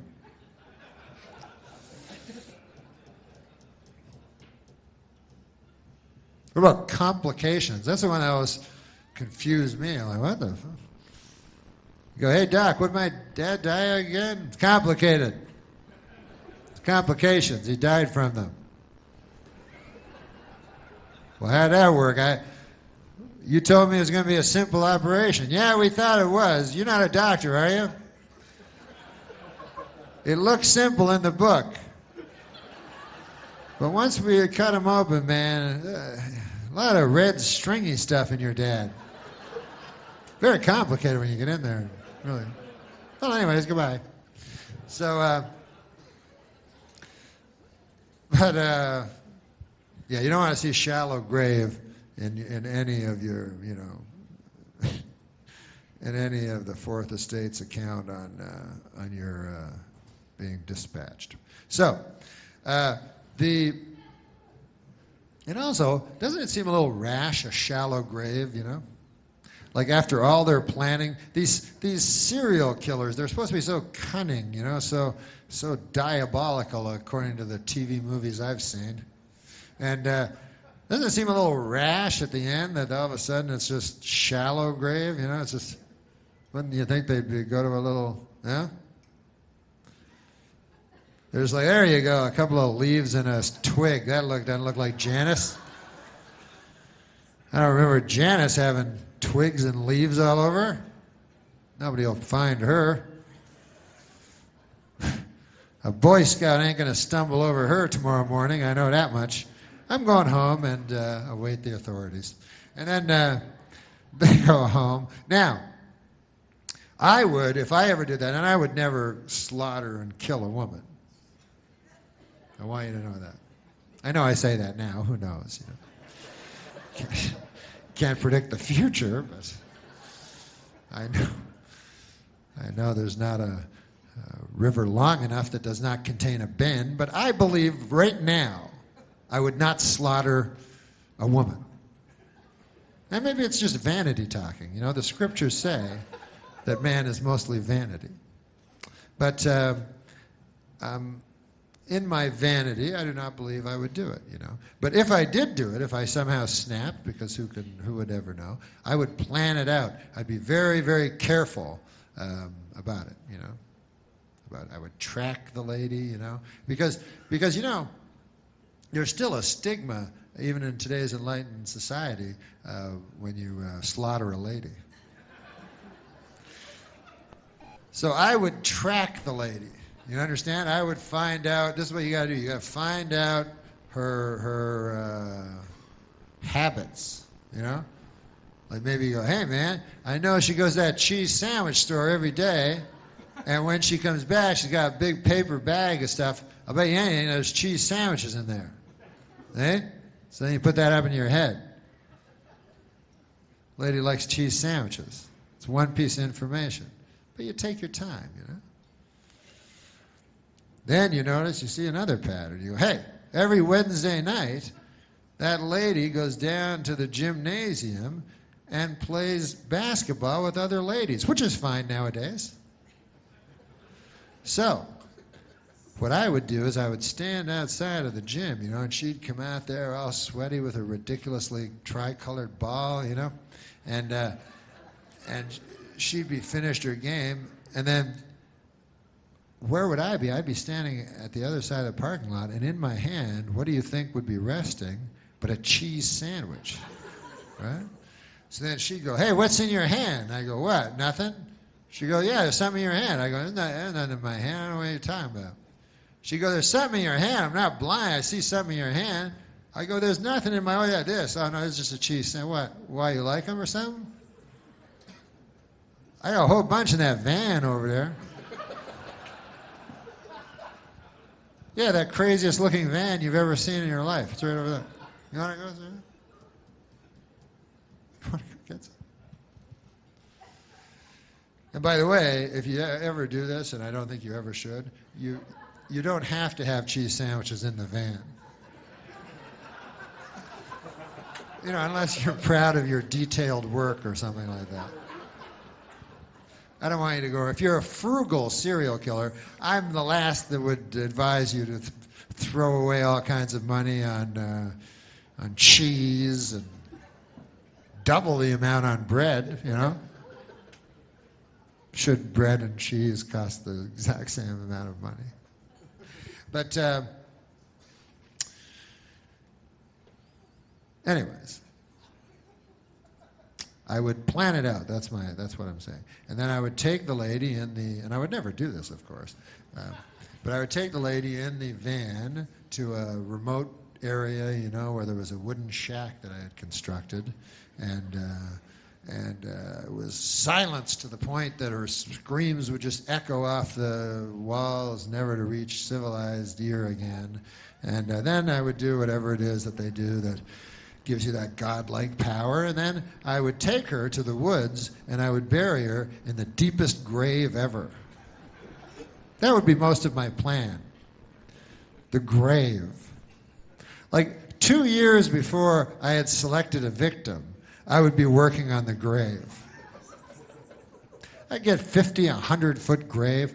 As a matter of fact, if I had any sense in my head, as my dad used to say about me, I would start digging the grave now.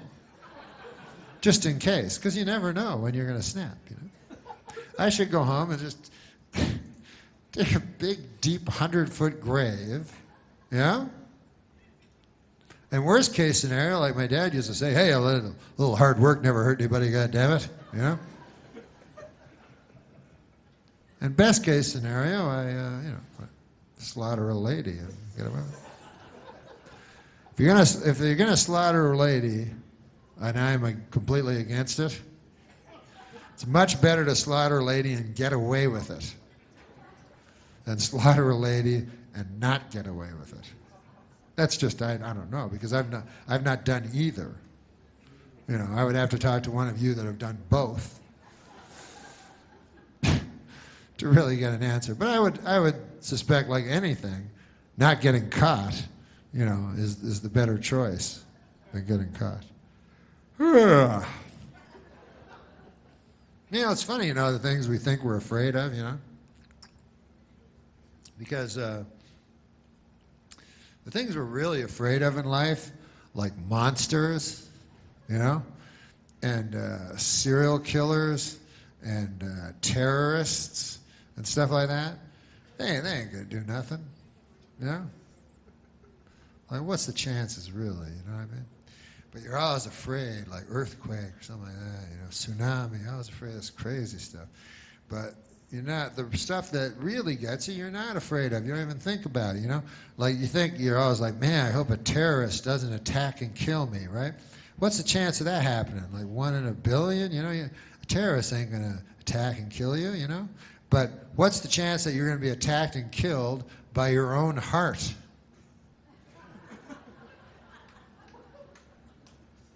What, 100%?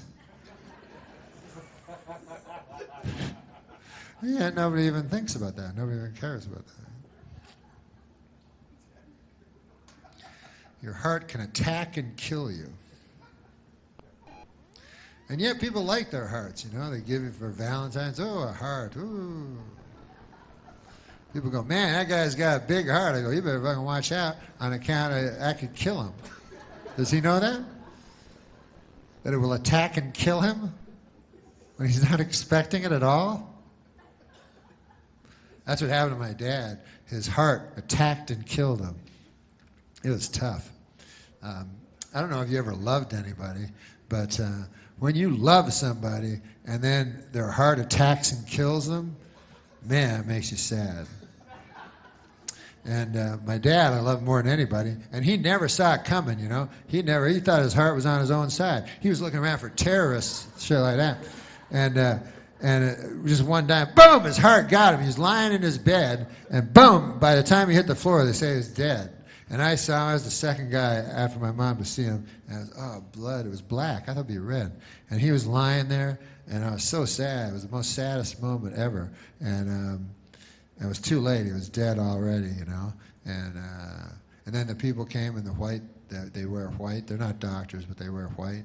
And it was too late. And they just try to make you feel better, you know. They just say anything, you know. Like one guy was like, don't worry, Norm, he never felt a thing. He died in his sleep. And I was like, really? When his heart attacked and killed him? Because I wake up if my cat walks across my belly. So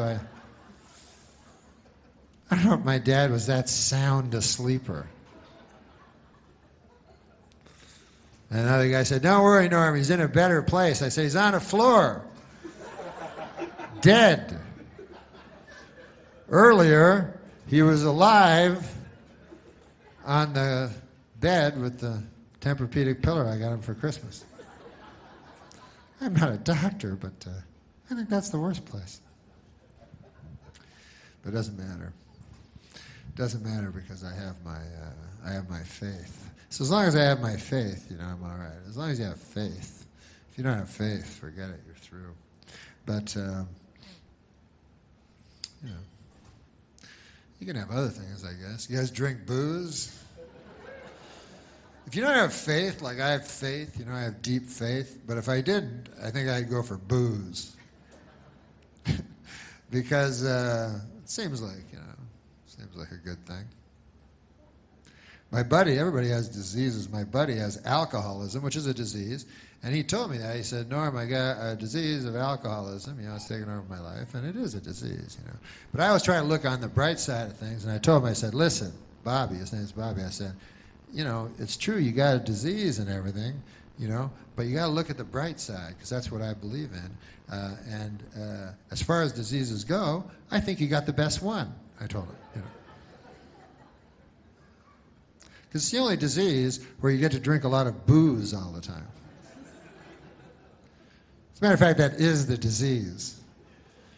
Just drinking booze.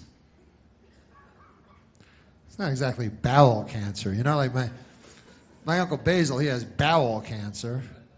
I would not, and I don't think my buddy Bobby, the alcoholic, would ever go to my Uncle Basil and go, hey, I hear you got bowel cancer. I know how you feel, man. I drink booze.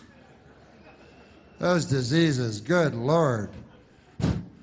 What are your symptoms? My bowel hurts a lot and I bleed from the bowel. How about you? I get happy. And sometimes I go somewhere, I meet someone that has the same disease as me, and then I have sex with them that night. That's in the latter stages of the disease.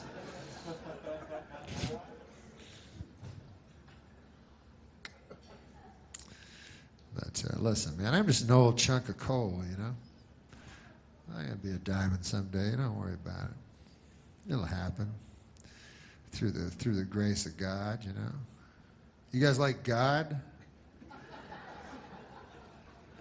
I mean, you do God's work, even if you don't know it. I have always been very religious, but I'm a specific religion. I don't want to tell you what religion, because I don't know if my religion is the exact correct one. Even though I know there's a God for sure, I'm not 100% sure that my guy is the right guy. And actually, that's one of my biggest fears is after I die, I get up to heaven, I'm like, oh, God, not you. I thought it was the other fella. What? Oh, God, he was a good public speaker, you got to admit that. Not him at all? No? Oh, well, how about that? So what now? I got to get raped by the devil forever or something? So that's my worst fear, because I try to do good, and I try to, even though I'm an old chunk of coal, I want to be a diamond someday, I want to be the world's best friend, go around shaking everybody's hand, you know what I mean? I want to be a good guy. But maybe God, through even an old wretch like me, can do something. But you guys do things for children. What's better than children? You know what I mean? I had a child. I still have one. He's like 10, 15, something like that. Time goes by so quickly. You can't. It's hard to remember details. No, but he's beautiful. When you have a child, man, you got love. It's unbelievable. You never had it before. You realize you've never had it once you have it. Like when you have a child, you go, oh my God, what the hell is that? Like I know you used the word love before and everything like that, but you're like, whoa, that is something. And then your single friends, they don't understand. You go, hey, Jim, man, you got to get one of these. This is the craziest feeling I ever had. Like, I just all through my body, all I feel is like happy. And then the guy goes, is it like crystal meth? And you go, no, what? I don't want to be your friend anymore, friend. No. This is love. This is love. And then actually, sometimes you have this is the flip side of it, the bad moment, because you said earlier that you loved other things before you saw this, which is what you really love. And so there's always a bad moment when you're looking at that, and then you look over at your wife. You ever do that? You're like, oh, look at this. I love. That's love. Oh. Hey there, lady. What's going on there? Yes, this is it. And it makes sense, you know, because it's pure and doesn't lie, and it's you, and it's your blood and your DNA and your Aunt Hazel's nose part right there, and everything. And so how can that compete to some lady that you met in a bar one night? How can that possibly compete with that? So anyways. The children.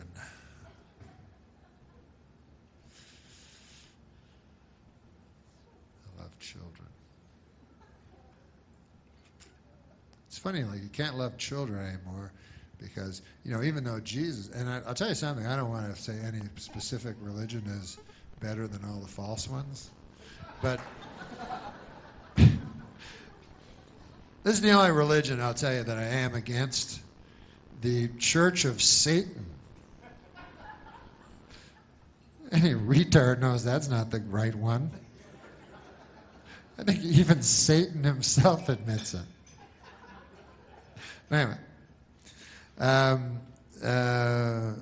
you know, so Jesus was. That's one of the only. I think it's the only religion that puts children at the core. You know, of their religion. You know, they love children.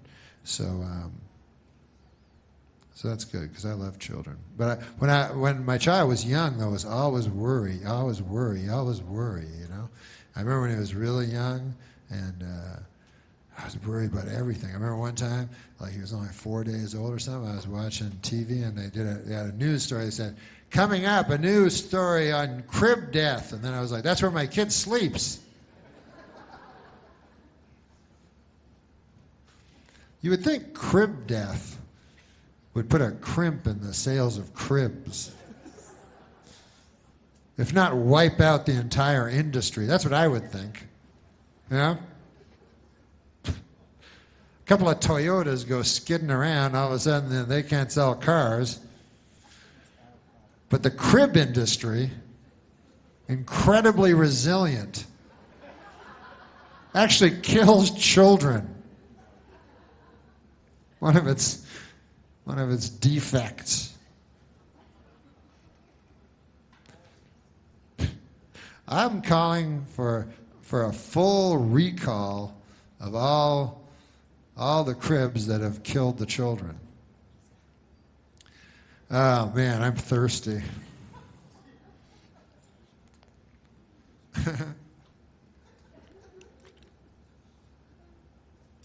La la la la la la la. So yeah. So I'd probably drink if I wasn't a person of faith, you know, I'd probably drink a lot of booze and stuff like that. That'd be fun. You gotta do something, you know. And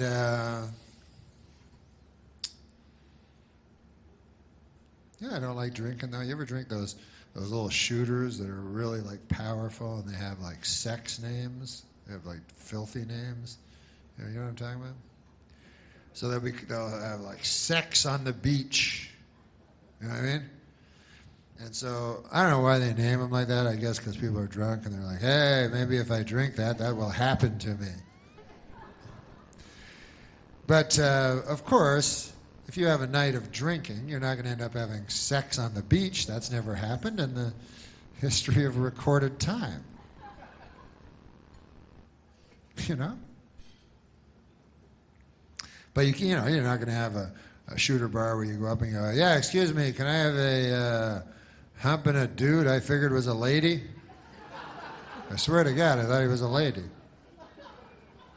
And also, my friend will have a senseless knife fight. You got one of them? Give him one of them.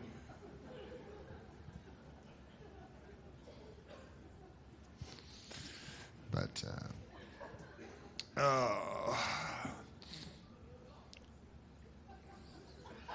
you know what? I don't like drinking because I can't drink. I go on the road so often, you know, because I'm a stand-up comic, and I'm also a dangerous drifter. So my hobby and my work dovetail very nicely. I drift from town to town, across this great nation, you know, and I do some stand-up comedy. So I'll be in a town, and the policeman feller will say, "How long you in for?" He won't know that I do stand-up. He just knows me as a drifter. He goes, "I see you're in town, huh?" I go, "Yeah." He goes, "How long you gonna be here?" I go, "Just till Monday." "Yeah, I work down there. I got a job, see? I got a job." "Well, you can ask Vic." "I'll be asking Vic. And I want you out of here Monday morning the time you say you're going to be out of here." "I will, sir, I will." And off I go. But what I was going to say was that, you know, as I travel this great nation, you know what I would like to do actually is, if there is a Great Depression, is that coming, by the way? Because you guys seem to know more than me. Like, will there be a Great Depression? Like, will I be carrying around at some point a stick with a thing on the back of it? And will I be hanging around big garbage cans with fires and making hot dogs with them and sharing them with my friends and ganging together? You know, we got to gang together in case the other gangs get us. Huh? I don't know. Keep seeing things on the news. Got to prepare myself. What about those things you see on the commercials where you go, I think everything's like retarded now because something's happening weird, you know? Like, you ever see where they'll go like, have a guy in the commercial and he goes, "Hey, you like gold?" And you go, "Yeah." You go, "You ever think of getting gold? Keeping it? It's worth a lot of money." And you go, "Yes, of course I've thought of that ever since I was 5. Daffy Duck. I first thought of it when I watched Daffy Duck when I was 5. "Ah, well, you should get gold. I'm G. Gordon Liddy, and I broke into the Watergate Hotel. You like gold?" I don't even know why the guys. What about guys that, I forget it. I was going to say guys that do commercials where they're, you know when guys are old and they do commercials and you kind of feel sorry for them, you know, because they're old. Like, remember the $6 Million Man? Right? The guy was worth $6 million. No, he's an actor, but he played the $6 Million Man. So when he got this, he goes, "Hey, man, what's the role going to be? You're going to be a guy worth $6 million. Your arms are the best arms, and your eyes, everything." So he's feeling good about himself, you know? He's like, "Yeah, that's pretty cool." Yeah? Because a regular man is not worth $6 million. You'd be surprised to know this, but an actual regular person, if you just took them down to their trace elements, you know what a human body's worth? It's only worth like a couple of $100,000. So, but this guy was worth $6 million. So now, anyway, I seen him on the commercial. He sells the bionic ear. So this is kind of sad to me, you know, that he was at one time, you know, Hollywood $6 million man, and now he's like, "I don't hear too good. You want to buy this? The bionic ear." And of course, you get gypped because you think of the bionic ear from the show, where it was like do do do do do do do, and you could hear from a long way away. You know how you could tell the Bionic Man was fast, by the way? This is kind of a neat trick they did that seems very counterintuitive. But at the start of the Bionic Man, they'd show a collage of how powerful he was. To show how fast he ran, they would show him running in slow motion. So he'd be like this, da-da, and you go, "God damn, that guy's fast." You go, "Man, I wish I could run that fast." How does he run that fast? I always feel sorry for those guys that have to do that. What about those guys that have to do? They get so old, they do those commercials for old guys that can't get insurance and stuff. That's a bad job. Ed McMahon had it for a while, then he died. You know, after that job, generally you die, but because they pick an actor that's going to die soon, so he can relate to the. But so now it's Alex Trebek or something, but it's always like and they're trying to get old people, really old people, to get insurance that it appears they shouldn't be entitled to, and so it's always like, hey, have you never been accepted once? Everybody decline you because you're so close to death? Anyways, we want you. I don't know why, but it's costs $2 a year, and we don't make a lot of money, I'll be honest with you. My father started the business, and he was worth $6 billion 6 years ago, and he blew it all with this ridiculous venture. Anyways, so listen, guys, in honor of the children, you know, because, hey, the children are our future, and I believe that. I don't really believe that because they told me that when I was a kid, and it didn't work out. But I will tell you a joke that a kid told me in a sick kid's hospital. He told me this joke, and he promised me to tell you. And he's going to see his Savior before I mine, probably. Who knows? But his joke is this. This is his joke. He goes, it's a funny joke, and then I'll leave you. But you guys have been great. Thank you so much. So here's the joke. The joke is this. A dog walks into a telegram office, Western Union, I'm supposing. And he didn't know. And he said, so the telegram guy goes, hey, what do you want me to write in your telegram? So the dog goes, woof! Woof, woof, woof, woof, woof, woof, woof.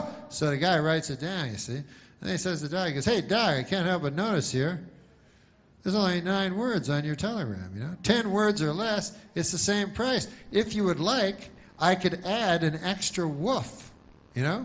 And then the dog goes, but that wouldn't make any sense. Why would I?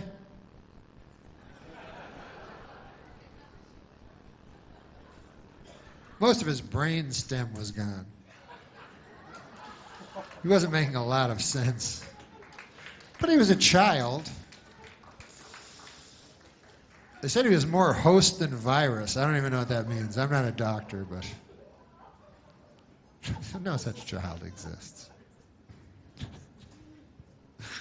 All children are beautiful, except the evil ones. I like all children, except British children. I don't like those British children because they remind me of the devil. They're very evil. And, you know, I grew up with the Omen and stuff like that. And, you know, when the Omen was young, Damien, you know, he was all scary and everything, you know. And then later, they did Omen 2, and he was a little older. He was still frightening. And then he was like 13 in the third one, and then he was frightening. Then they did one, he was an adult. He wasn't frightening at all. It's interesting, huh? You would think that you know, human beings would become more evil as time went on. You know? You wouldn't think that the embodiment of evil would be inside of a child. But, you know, I think that's just the celluloid pictures we get, you know.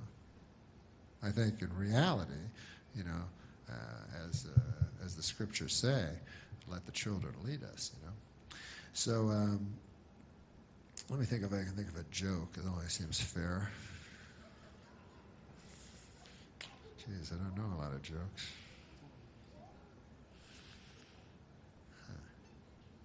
Oh, I know a joke. There was a guy who had a great pig, man. This guy had the greatest pig in the world. And so a guy come to his house and said, man, I hear you got the greatest pig in the world. So the farmer goes, are you kidding? You talking about Bill? The guy goes, I don't know, man. I just heard it was a pig. I didn't know it was a name. He goes, yeah, his name's Bill. Bill the pig. And this pig, man, he's the best. He goes, why do you say that? How come you say that? You got any examples? He goes, I got examples. He goes, last summer, man, he goes, our child fell into the well, you know, and was in the well. We didn't even know, and the pig came running. I was at the back 40 hoeing, and the pig grunted and snorted, and I came, just got my son out just in time. God bless that pig, you know. The pig had a wooden leg, by the way. I forgot to tell you that part. And so then he goes, yeah, that's interesting, but he's got a wooden leg. He goes, let me tell you more about the pig. He goes, then another time, he goes, that pig saved my life, man. I was under the tractor, and a pig, with his own weight, pushed up the tractor and hurt his spine. He had disc issues later, but he did it for me on account he loves me. And he goes, well, but still, you only got the wooden leg. Never mind that, the guy says. He says, listen to my stories about the pig. He goes, this pig, well, you know, last summer, the big fire, you heard about the big fire? You never heard about it? It was a big fire. It was a big fire all down the rural Route 20 here, and it hit our house the worst. Anyways, the wife and I are very sound sleepers, and we didn't hear anything. And if it weren't for the pig who hit his snout on the window outside of our bedroom, hit it with such ferocity that it smashed the window open, and we escaped, you know, the black smoke, then we would not be alive today. Why we belong to this pig. This pig, we would not exist without it. It's our most prized possession, if you could even call it that. We love that pig more than anything. And so then the guy said, but I still don't understand. How come it's got a wooden leg?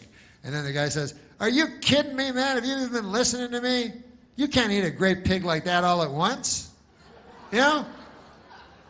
You haven't heard a word I've said? What is wrong with you? Hey, folks, you've been great. God bless. Keep up the good work. And may God save your soul.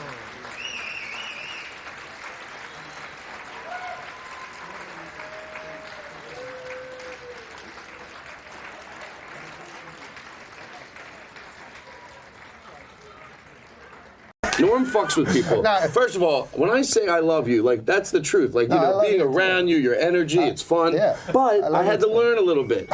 He used to come to my house. He would come to the house, and then he would say something about, like, you know, I have to use a real example. Like, I'm very anti hitting kids at all. Just, okay, we don't have to get into it now. But no, I don't mean, of course not. Really going out on a limb now. No, everyone knows that we're not, there's certain people that go, of course not abuse, but a proper spanking. I'm against that too. Oh, you're against spanking. Yes. You're against spanking. Yes, even spanking. With children. Well, unless it's two consenting adults, I don't really have any. Spanking. What about when they get you and then it hits the back of your balls? Oh.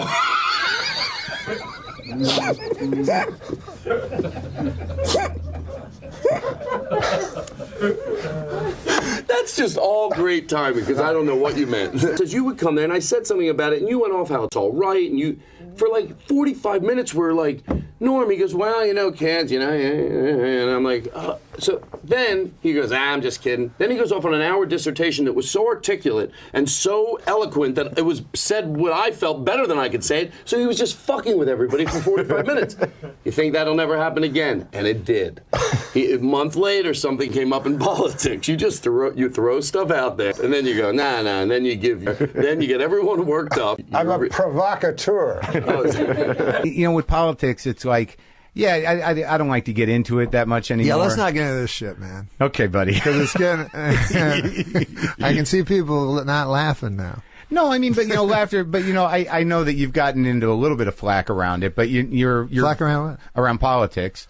What do you mean? Well, just that, you know, you've said things that people have reacted to, but you're not like a political comic. I'm not political. I've only said things on purpose to provoke people. Right. Once in a while.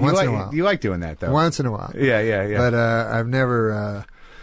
But I've never. Because I don't know enough.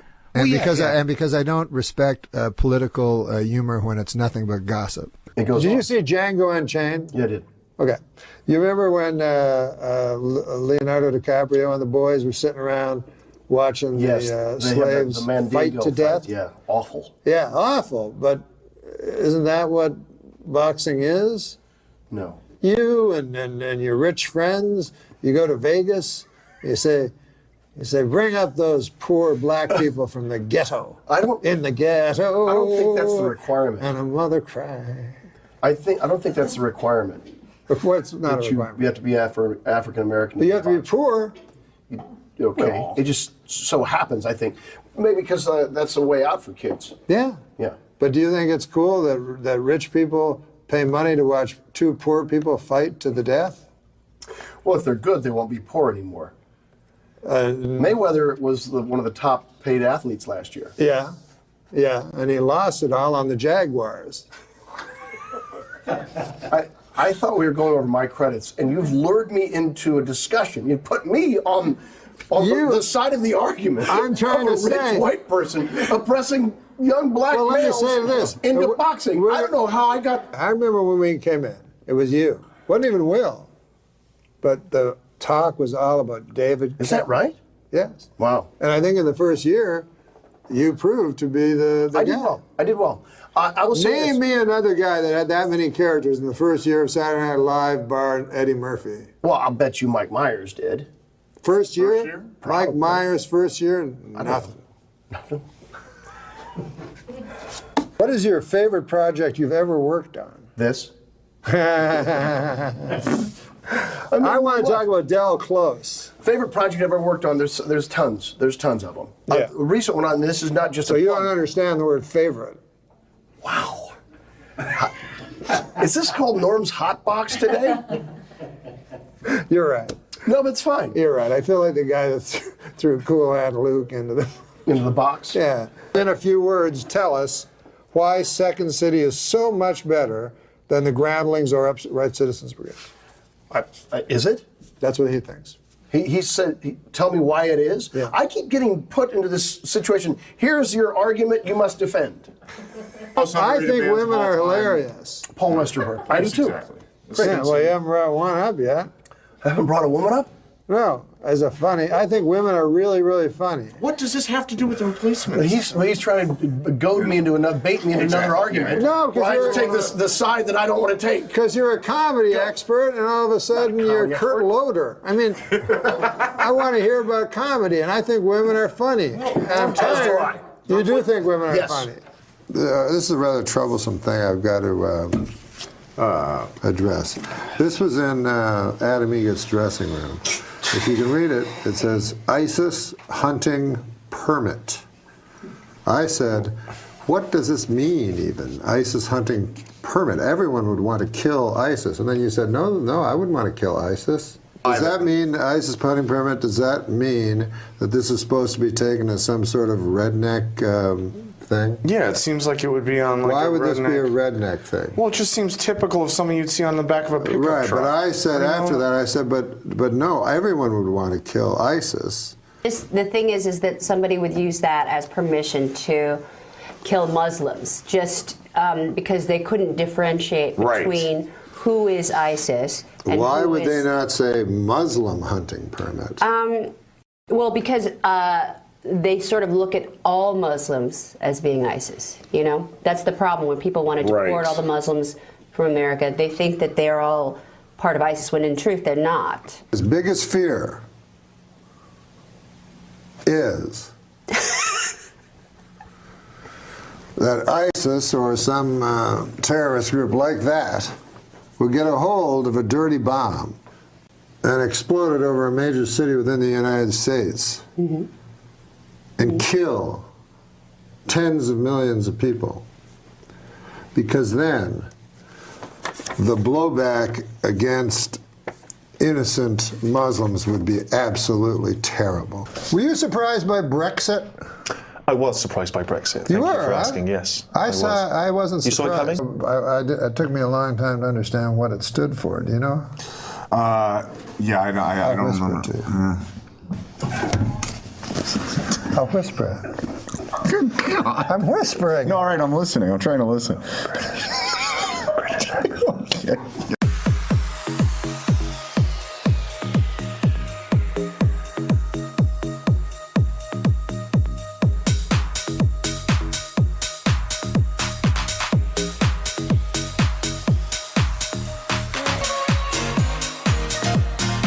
England's not doing well financially. Right. Can't you get you call them your mates? They're friends. Yeah. Everybody else in the world, they call them mates. Sure. Get a couple of dozen of your mates and go down to that Buckingham Palace and kill the old bag. To what end? Money. Right. Are you an old sea captain? What is this shtick that you? Because I'm pretty sure I've watched some of these other editions of the show, and I'm pleased to see that I've broken from the rule of only having white blokes on the show, which seems to be you only have white men and Roseanne because it's supposed to be a comedy. Right. But it's supposed to be. It's supposed to be. It's alleged. And so Norm was headlining, and I think there were 3 or 4 comics who were doing 5, maybe 8-minute sets. And at that time, it was all the material they had. You know, they were new comics. And okay, I've polished off my set. I got these jokes. And now I'm going to go out with this guy who's a great headliner, and we're going to do this big corporate gig. And so at the gig, as they were starting, Norm off the top said, I'm just going to go out there and kind of warm up the crowd, you know, do a little teaser, and then you guys do your sets and I'll come back. So Norm went up and apparently did everyone else's material. Did all the, is this the story? Oh did my all their God. jokes. And what I loved is what I was told to me. They're like, first off, those are the only jokes we had. But the worst thing about it is Norm's jokes were better. Like our jokes were, he had 3 hours and he was going to do an hour on this show. So he was only doing it to fuck with them. And he said, but we were just mortified because it's like, it's not like we have a lesser 5 minutes. Right. It's like that was everything. He went, and when he came off, it was just a joke. And he's like, that was your crazy. turn. Yeah, your turn. Oh my and so God. I think they just went up and flopped and like tried to do crowd work and tried to. And I liked the motivelessness of it. Yeah. It was I know. Just And then because you have to drive with them like for an hour. You would. Hey, wasn't that great when I did your acts? What were you thinking? I must have been crazy. That's also only a joke for the other comics. Oh, yeah. The audience It's as doesn't inside know. as it gets. Yeah. They saw like a pretty okay opening, and then what the hell happened in the middle? Right. And then Yeah. the guy that closed came back, and he was still really went out and good. killed. Yeah. I just love that. Yeah. Oh me my too. God. Mhm. Well, that's mortifying. And then he also didn't get any NPR swag. It happens at all levels. So, yeah. That does make me feel better. And joining us in the Show Before the Show living room is host of Norm MacDonald Live on YouTube, the wonderful Norm MacDonald. Yes, and Jenny, all the stars are here. Do you want a microphone, Norm? Yes. Is that my tree? What a disaster. Jenny, all the stars are here. It's true. Beardy Man, Claude Racine, Dax Flame, Betty Fine, You got it. and Raffi Fine. All the stars You really keep up with all that are stuff. here tonight. Oh, yes. Harley Morenstein is here. All right. And we also have comedian Todd Glass. He'll be hanging out backstage with some of tonight's guests. And on the red carpet, we've got comedian Kulap Viley Sak and host... I feel like Todd will be struggling to know these people. I'm sorry, I'm going to continue with the what the computer says, Norm, although I'd I'm love sorry. to talk to you more than this computer. We're on but the I have to do computer. what the computer says, even though I do love you, Norm. I think you're one Okay. of the best. We're also going to be talking to the Well, host I'm no Harley Morenstein. You're not, Norm, but you gotta just let me read this fucking thing. We're joined by the talented trio called the Lonely Island. Yeah, Who you know will be what I on the call big. them? What do you call them? I call him Sandberg and the other couple of fellas. The Mind Squad The is how other couple. Rolling Stone put it. Hey, can I ask a serious beautiful. question? I mean, fuck all these jokes. like when you name yourselves, right? Yeah. Do you ever have fucking moments of regret later because it's permanent, almost like a tattoo? Absolutely. Yeah, the Lonely Island, I was outvoted. Oh, you were? Yeah. What were the other runner-up names? Our first album was called Incredibad, and I wanted that to be the name of the band. But We would have had regrets about that too, though. Let's be Probably. honest. There's no winning when you're a comedy troupe. Right. It all Yeah, sucks. you're a troop. How do you guys feel in your bodies? Do you feel healthy and strong? Absolutely not. I could be eating better. Yeah. Yeah, digestion could be going better. Yeah.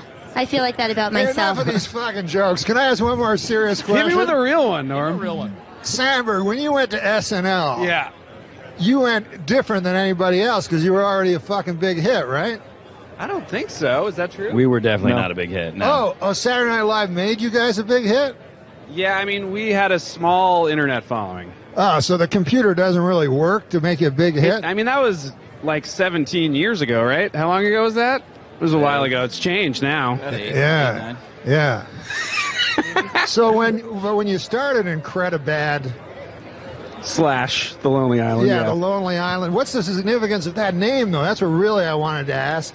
The Lonely Island. You think of all islands as kind of lonely. Do you really want to hear the story? Yes, please. I do Yeah, too. do a real short version, which is just basically it was what we called the apartment we lived on Olympic with all the traffic. It was a sarcastic name from a sarcastic Tennessee Williams style sketch we did about the apartment. Akiva wrote a one-act play. God damn, I wish I had a time machine to see that action. Yeah, no, to take back my question.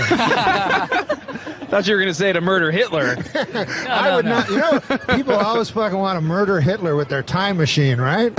But then I feel if I got back there, I'd be afraid of falling under the spell of his fucking beautiful eyes. It's true. Oratory. And then, he locked in the gaze. Yeah, and then I join the fucking party That's knowing his me. thing. He gives you his full attention. You're like, whoa, wait a minute. Maybe there's Norm, something to I'm this guy. No, but before you ask another serious Believe it or question, not, I they're gotta telling move on. us to wrap it up. I don't exactly I know want why to. you got Wrap what? This was fun for everyone. It's the For Lonely the record, Island, guys. I would have killed Hitler. So thanks, gentlemen. Can I just clarify? if I did go back in time to kill Hitler, I would do it. Yeah. I wouldn't get lost in that's his the front eyes and door then choice. bail. Yeah. Just so I don't get thanks for hit having from us. all the like I know, all the- defamation Yeah, leads. no, you would end it. Yeah. Pro. Listen, man, I'm sorry about. We got to wrap it up. I'm sorry It's about over. bringing up Hitler. You really brought this live show to a new This is low. the first one, right? This is your first interview? It's just gonna get worse from This is here. the first time I've ever interviewed a man. If you can things bring to Hitler come. into all of them, they're going to ask you back for sure, which is I know what you want. That's what we're all hoping for. Okay, tell him to go now. Or you could just be Hey, I dressed as love Hitler. you guys, man. Rock tonight. Love you guys. Love you. Thanks, guys. Good to see you. Goodbye. You too, buddy. I'll take my trash. Thanks, guys.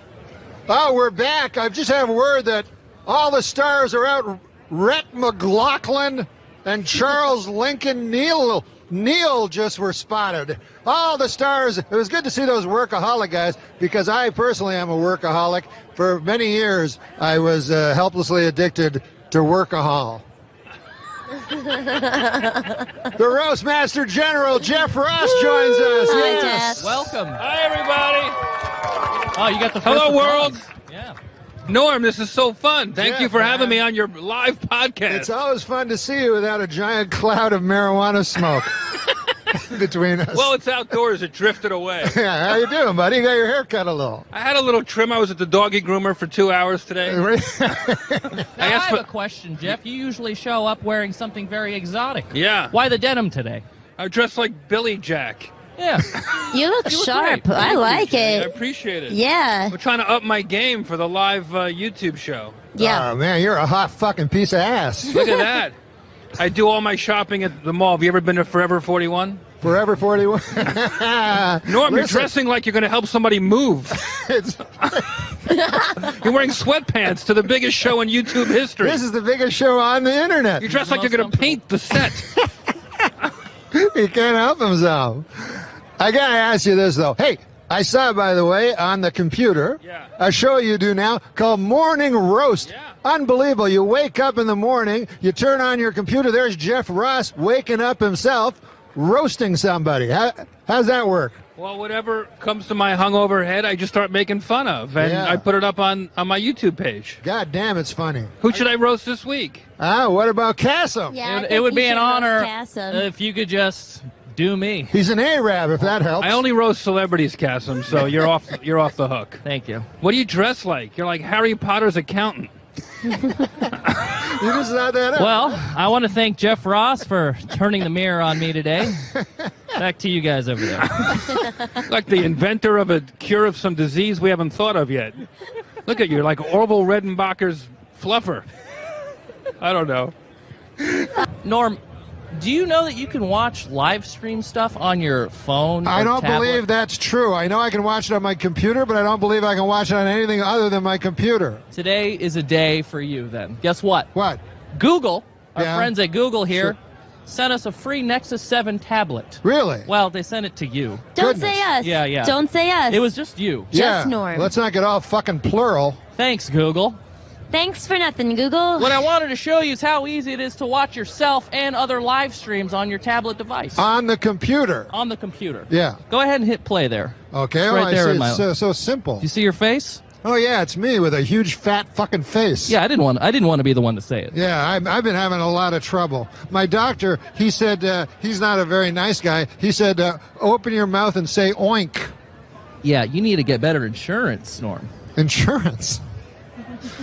He was calling me a fat pig. Well, I mean, nobody's going to disagree with him. Oh, chasm. I'm sorry, Norm. I've got an acid tongue. You do. You're an acid-tongued Arab. Well, here's this. Well, that's very kind of you. Thank you very much. Say thanks to Google. Thanks, Google. I appreciate it. Thanks for nothing, Google. Yeah, thanks, Google. Yeah, back to you What the guys hell? over there. Oh, baby. Hey, That's dangerous. it is dangerous. Oh, here we go. We've got creator and the star of Comedy Central's hit series, the Sarah Silverman Program, and she's a member of the comedy collective Jash, and also Sarah Silverman is a wonderful person that I'm really happy to be around right now. Thank you, Jenny Slate. Straight up, sunglasses. You know how I feel about you and about sunglasses. How do you feel? I feel good. I hope this our bit works out. We'll see. It'll be fun. Hey, Norm, thanks for dressing up. Hey, Sarah, listen, man. Congratulations. That's the 100th time that joke's been done tonight.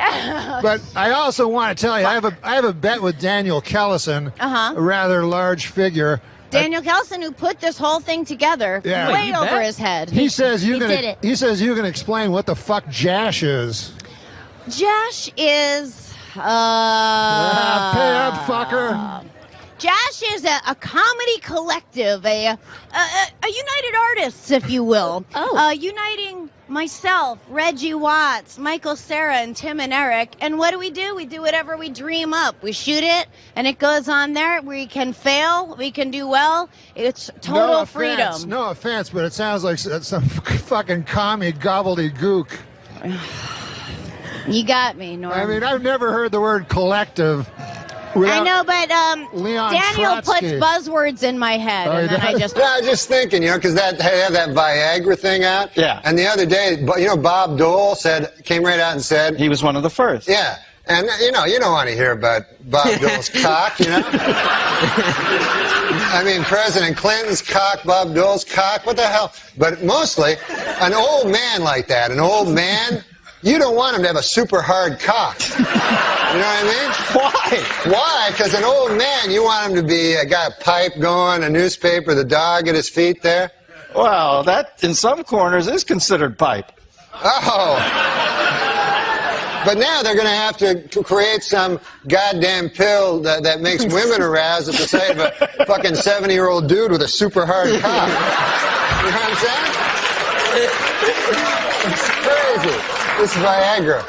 It's insane. And you know what it's for? Impotent people. All right, It's for impotent guys. So get this. I read this. The pill can make your cock hard for 4 hours. Right. So now, who has the 4-hour hard cock? The impotent guy. The rest of us are fucked. Me and you got our regular cocks. Meanwhile, fucking Spade is,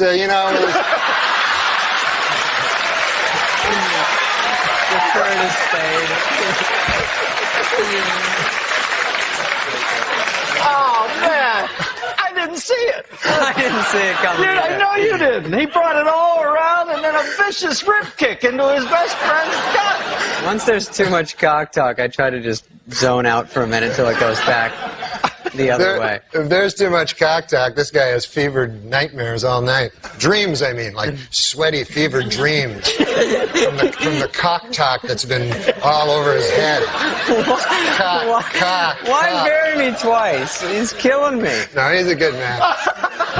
That erased it. All right. No, he's a good man. Who cares? After all that, that's the whiteout he puts on. Yeah, I know, it's awesome. After he talks about you doing chin-ups on cock for 18 minutes. No, he's a good guy. I was having dinner, and then I was going to take the red eye back, and I was to pick up NORM MACDONALD in my rental car, and we're on the same flight back. But I think he was in first class and I was in coach. So I went to Soup Plantation before and had dinner with some friends, and then it just hit me like your story that I don't know if you told while we were doing this. Yeah, 5-pound weight dropped down in your belly. That happened to me, and I had the diarrhea of a lifetime in the bathroom at Soup Plantation. Like, not a luxurious bathroom. Like when you think it's over and you've cleaned up and you're getting up and you stand up and you go, oh my God, it's starting all over again. It was like that. It was like I was sweating, like I wanted to take my shirt off. Yeah. So I'm like sick. I'm sick. Okay. So I clean myself up, you know, and I go to pick up NORM MACDONALD, who I worshipped, you know, at that time, and I pick him up, and we're driving. I've never told this story. I've never told him this. And we're driving to the airport, and Norm goes, "What the fuck? It smells like fucking diarrhea in this car." And I'm going, what? And my heart is going bam, bam, bam, bam, bam. And he goes, did you fucking shit in your pants? And I go, what? I don't know what you're talking about. And I like we roll down our windows. And I'm thinking, what is he smelling? Like, I must have like stepped on it or something. Like it literally, I don't know what it was. And to this day, like I was clean. I swear to God. And this was your worst nightmare. It is still to this day probably my worst nightmare. And he's going, fucking smells like fucking diarrhea in this car. And I'm like, well, I don't know what to tell you, Norm. But in my heart, my heart is just like pounding out of my chest. And I'm just like, what is wrong with me? And I'm feeling it again. And then we get to the airport and I go to the bathroom and I'm totally clean. I don't know, like I'm still to this day, like, I don't know if I like, it was on the bottom of my shoe. Or maybe in like that, when your underwear and pants form a little hammock underneath you. I don't have that. I'm a lady. Yeah. I don't know, or maybe it was a crazy coincidence. Maybe, I mean, it makes more sense that Norm shit his pants and was like yelling at me for shitting his pants. I mean, he's a guy who literally took a shit and then forgot to wipe and walked away and pulled up his pants because he was like on the phone. So anyway, he just told that story on Stern, I think. That was it. He boarded the plane, did not even like say goodbye or anything. He just like got on the plane way before me, and I never saw him again until we got to work on Monday. Wow. But I've remained good friends with him, but You never told him this story? No, I've got to ask him about that. I guess what is there to ask? Well, he listens to every podcast, so he will probably reach out to you after hearing this. Can you imagine if he was still angry, like all these years later? You fucking denied it? Well, that was what's scary is he was angry. It wasn't like, oh my God, do you smell that? What is that? Is that this area? I hope you don't think that's me. You always give somebody an out. It was just an accusatory anger. Wow. And I wanted to, shit your pants. honestly wanted to just drive the car into a wall and kill us both. Wow. Would have been less embarrassing. It's been so long since you came around. Need one more chance to make this right. So stay. This is what Norm just didn't care about anyone. This a quick story. Pamela Anderson is on it. Every time a hot chick would come on, Catan would go over the top and like, oh my God, you know, he'd write a sketch. We're gonna make out. She's hot. She's with Tommy Lee Hammer. Back off. Yeah, right. I mean, come on. So he writes a sketch, and they do this sketch where it's the Twilight Zone when everyone's in pig face or something. Right. So that's the goof. So me, Catan, we're all in it, and Norm is the guy who's got to go, imagine if you will. And Norm doesn't read sketches, and he's a pro. Right. So he would rehearse it and go, hey, imagine if you will, second time, and Catan would go, oh my God, you don't even sound like him. Why would you do that? And I would stand and go, Norm, you gonna hit him back? Like, you gonna say something to him? You're just gonna take that from this guy? Now we go to a dress show, which has an audience, and it's being filmed. Right. And again, he starts punking into Norm on the set. Right. He's going, oh my God, Norm, you gonna do it right? It's my only sketch. Right, you don't sound like Rod Serling. He's like, hey, imagine the 10, 9, and we're on. Hey, imagine if you will. He knew the deal. Right. Now we go to air. And Norm still hasn't said nothing. Every time Katan would say something to him, I'd look at Norm like, hey, man, you're my hero. What's up? Because if you're not going to say something, I will. Right. And sure enough, he'd give me like a wink. I swear to you, he'd give me a wink. I'm like, I don't know what's going on. Live Air comes on. And I'm like, 20 seconds to the Twilight Zone sketch. He starts up again. Where Mike, the whole audience is listening. He's like, oh, God, Katan. Norm, you better sound like... Oh, God, Pamela, you're so hot. Norm, Pamela, I can't wait if you ever get rid of... 10 seconds! Norm turns to Katan. Right before he said, he goes, hey, Pamela, did Chris tell you he's gay yet? And he's got all this rage because he likes being gay. Everyone, why don't you just say you're gay and you wouldn't have all this anger and be a pester? 5 seconds! And you wouldn't have all this rage and try to interrupt everyone's sketch because you suck this week. And we're on! Imagine if you will. I'm like, there's my hero. There's my hero. See, he knew to save it for the live. These days with your comedy, do you feel like you're walking on eggshells at all? Do you feel more like nervous about stuff you tweet and stuff you say just because of the climate we're in and everything that's happened? Yeah, like we're going to go do stand-up right now. It's mostly trying out new stuff. You don't have the freedom to just talk and free associate and then, carve it back from there. Because usually the process would be you go way over the line. Yeah. And then you bring it, and then people go, we hate you. And then you take away all the parts where they hate you, and then you're left with the stuff that's not, that's on the line but not over it. Is your starting point a little bit more sort of tamer these days? Oh, yeah. It's very calculated and thought out. And does that hurt your act, though? Yeah, it's way less funny. Is that right? Other than it being not as funny, it's wonderful. It doesn't hurt anyone's feelings anymore, but virtually no one laughs. So it's a trade-off. But so that's really hurt your career in terms of the fact that you're an eggshell comedian. And I don't think like... Is that a new term? I just made it up just now. Shouldn't comedy be some sort of sacred place where you're allowed to say whatever's kind of on your mind and like, if it's funny, then it's okay? It used to be, like Jerry Seinfeld always says, the audience will let you know. Yeah. When it's gone too far, because they're a cross, representation of the population. Yeah. But now it's not enough to get, 99%. You have to get 100%. Most of the audience wants to be funny. Doesn't care about anything but that. They just want to escape. Yeah. But a tiny a group of people ruin it for everyone. And that's who you cater your performance to these days? I cater my performance to a tiny group of people. That's sad. That hate me.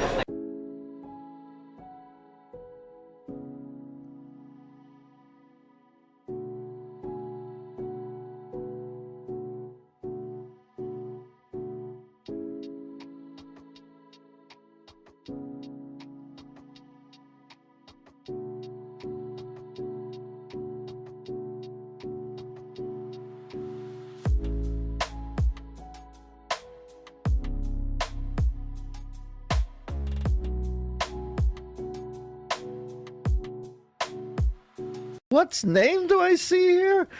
Norman MacDonald cold calling me? What's up, Norm? What, are you eating some toast? I was eating toast in the commercial and I just sucked some down the wrong pipe and I'm a little dry. You pick it up and run with it. What's up, Norman? Nothing. I just wanted to talk about something in the news. Here's the story. I got up early today to take my son to school. Yeah. And then I realized it was so early in the morning. And I said, what can I do? I can either, have a coffee, or I can be in show business. Mm-hmm. So you called in. So I called in because you're in show. You're one of the other guys in show business at 7 in the morning. It's a bridge and tunnel thing, exactly. No, but listen, man, I want to talk about the news. Even though newscasters are up at 7 in the morning. Yeah. You had to go to a comedian. Listen, I used to get the stories ripped from the headlines. That's where I get my jokes. Yes, I see. Now I get them. I type directly from the www. I don't know, but no. This is what happened. I was on the airplane. Do you ever you ever hear a story that means you have no reference to the story ever at all? Yeah, sure I do. So I got off the airplane, and the guy says to me, because everything moves so fast. The guy says, "You hear what happened?" I go, "What?" "With the baby and the hot air balloons." They're like, "What? Are you telling me a joke?" It sounded like the guy was going to tell me one of those great old jokes. Yeah, exactly. I mean, a rabbi, a priest, and a nun walk into a bar. That's the same sort of start. You hear about the baby and the hot air balloon. I'm like, no, what? You never know. You don't know if the guy's putting you on. Right. And he's like, and he goes, "You know the guy?" I go, "Who's the guy?" As if I would know the guy. Right. He goes, "The guy from Wife Swap." Like, like I'm the moron for not putting these. I said, "Wife Swap?" He goes, "Well, Wife Swap too." And he's like, his attitude was like, "Where have you been?" Yeah, well, the amazing thing is that you're so much of an adult, you can't put this disparate list of ingredients together. Baby, hot air balloon, Wife Swap 1. No, Wife Swap 2. Where do you take it from there, Norman? Well, I know kids love rides. Yes. But I will say about the whole hot air balloon industry, I've never been I don't know, man. I've never been one to say, "Hey, I'd like to go up on a balloon with a blazing fire underneath me." It seems like there's about 7 ways you could end up perishing. There's only one way you could survive. The only people who have ever pitched it historically were Forbes magazine, Malcolm Forbes and Jules Verne. They're the only people who ever made hay off the hot air balloon. Everybody else, you're right, has ended up on Mysterious Island. Don't you think Malcolm Forbes, he's like, "Hey, man, maybe if I go up on this hot air balloon all the time, people will think of me as a hot air balloon guy and not a secret fruit." Well, everybody has their motives. I think you might have laser locked on us.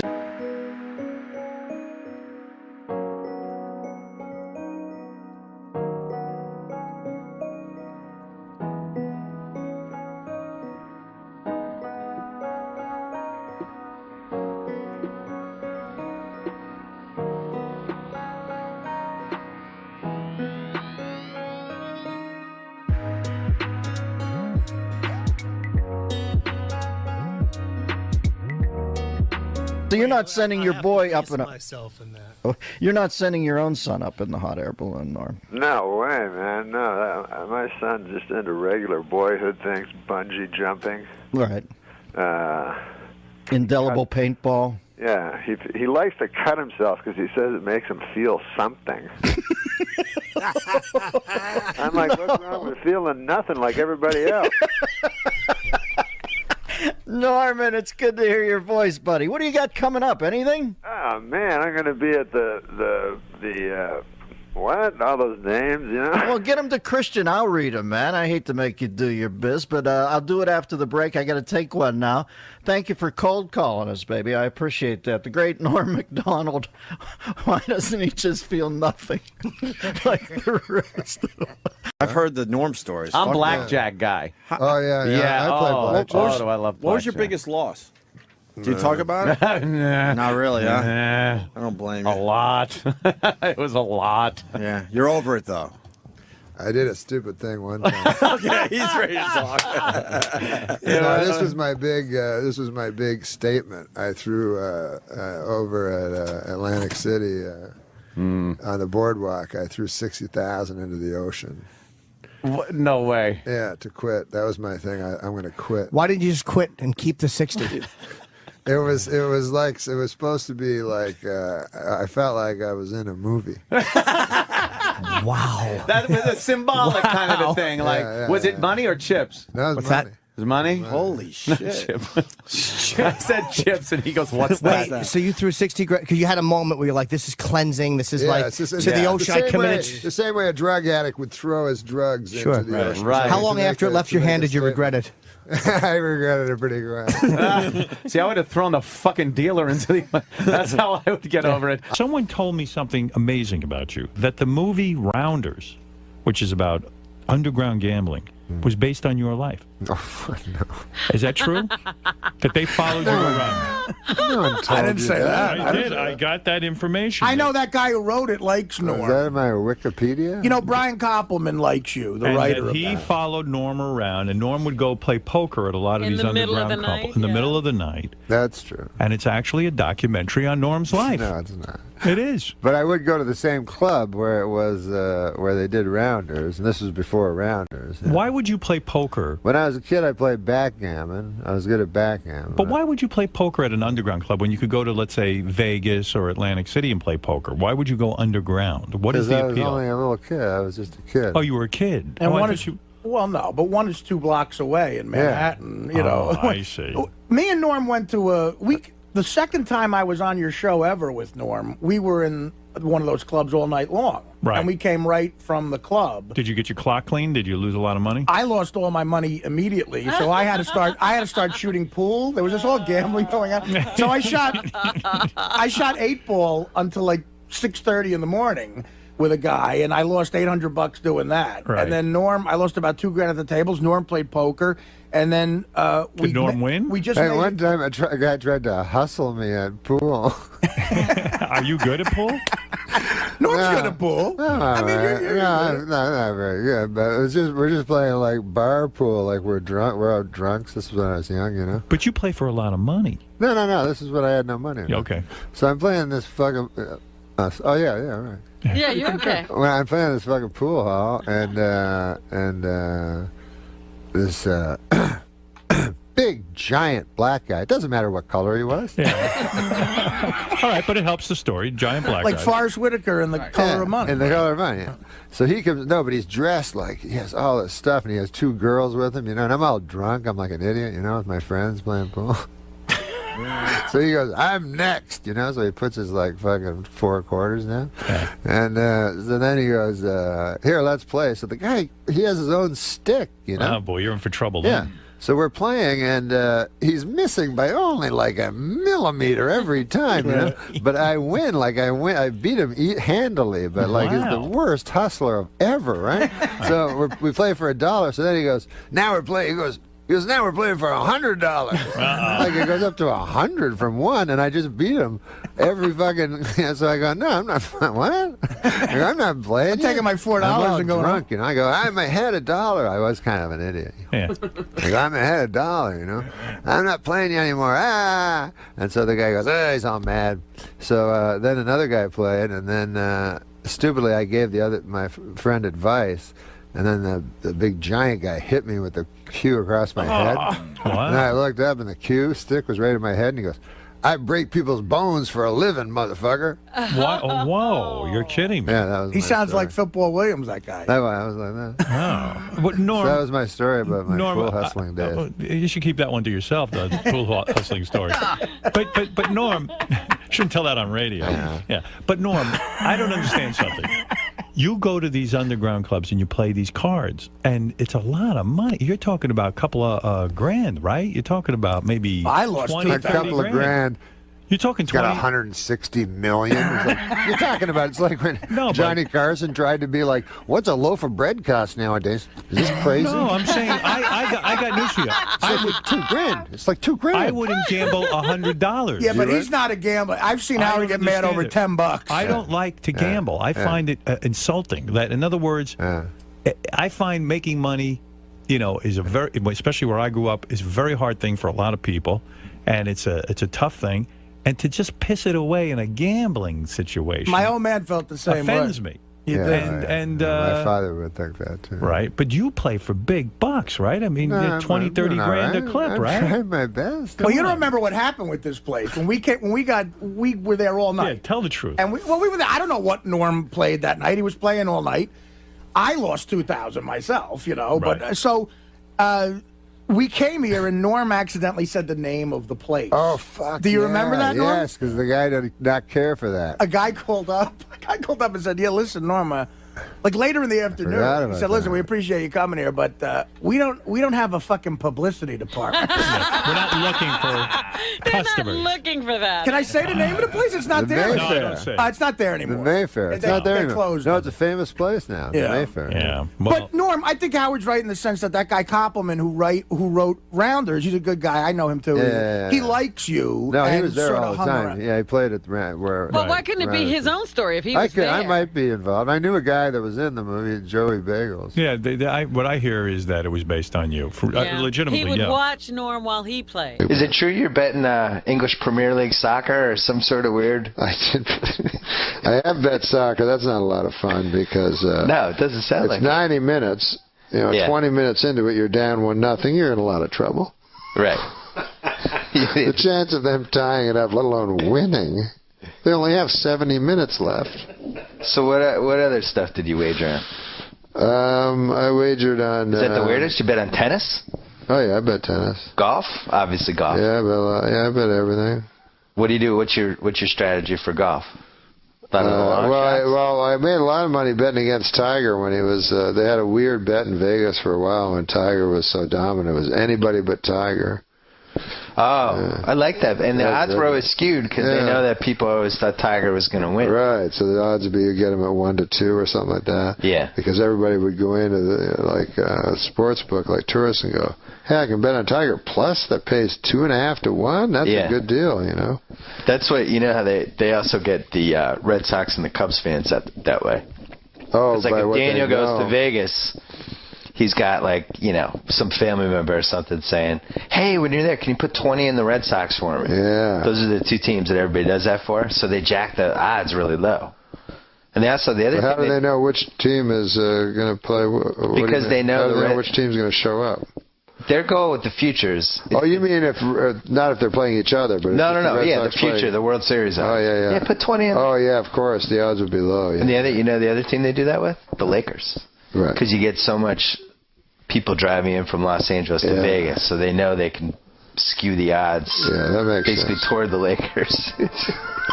Hey, what about this? What if I always wondered this. When you drive from Vegas from Los Angeles to Las Vegas? Yeah, usually. And then there's that thing where you hit the Vegas border. Yeah.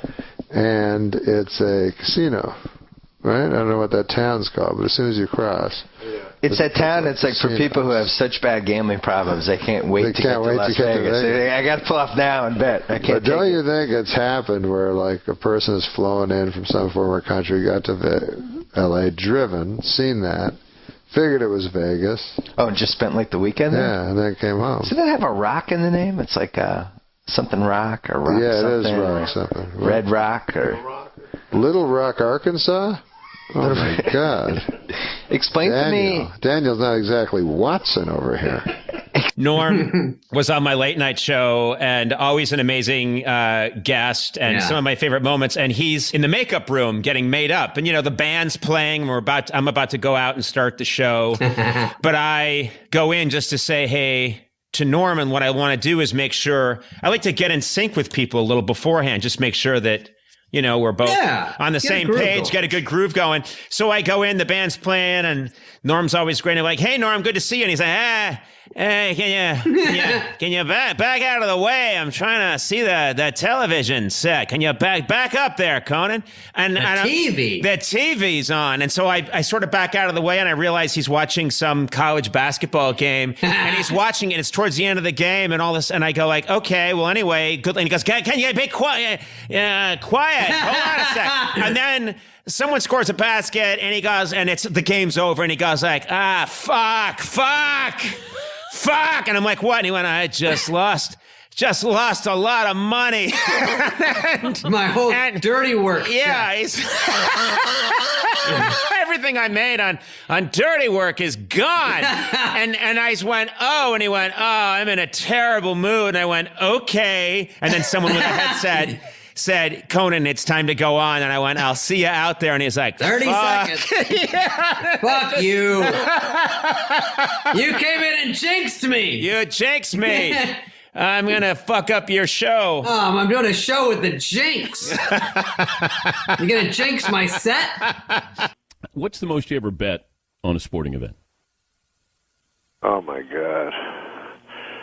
I don't know, probably 100,000 or something like that.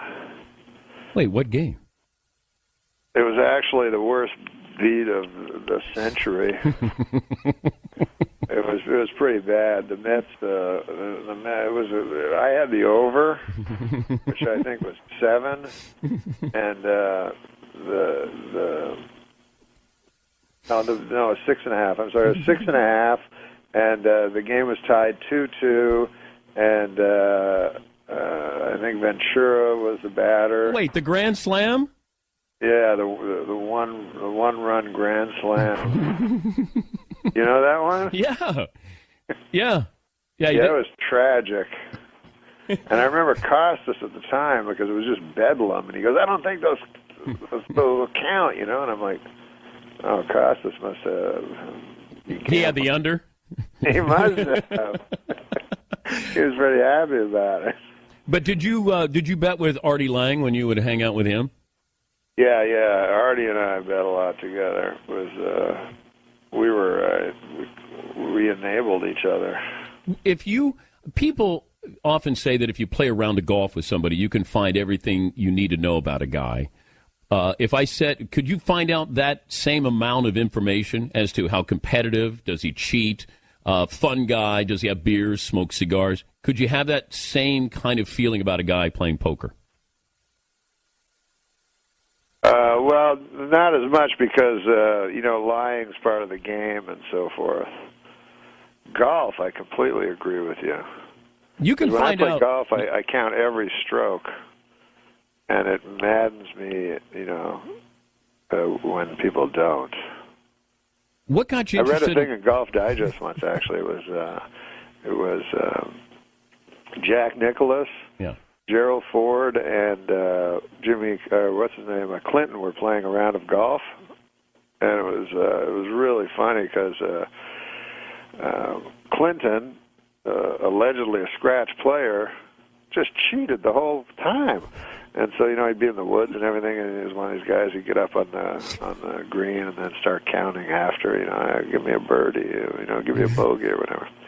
And the other guys were just fuming about it, I did not cheat. I did not.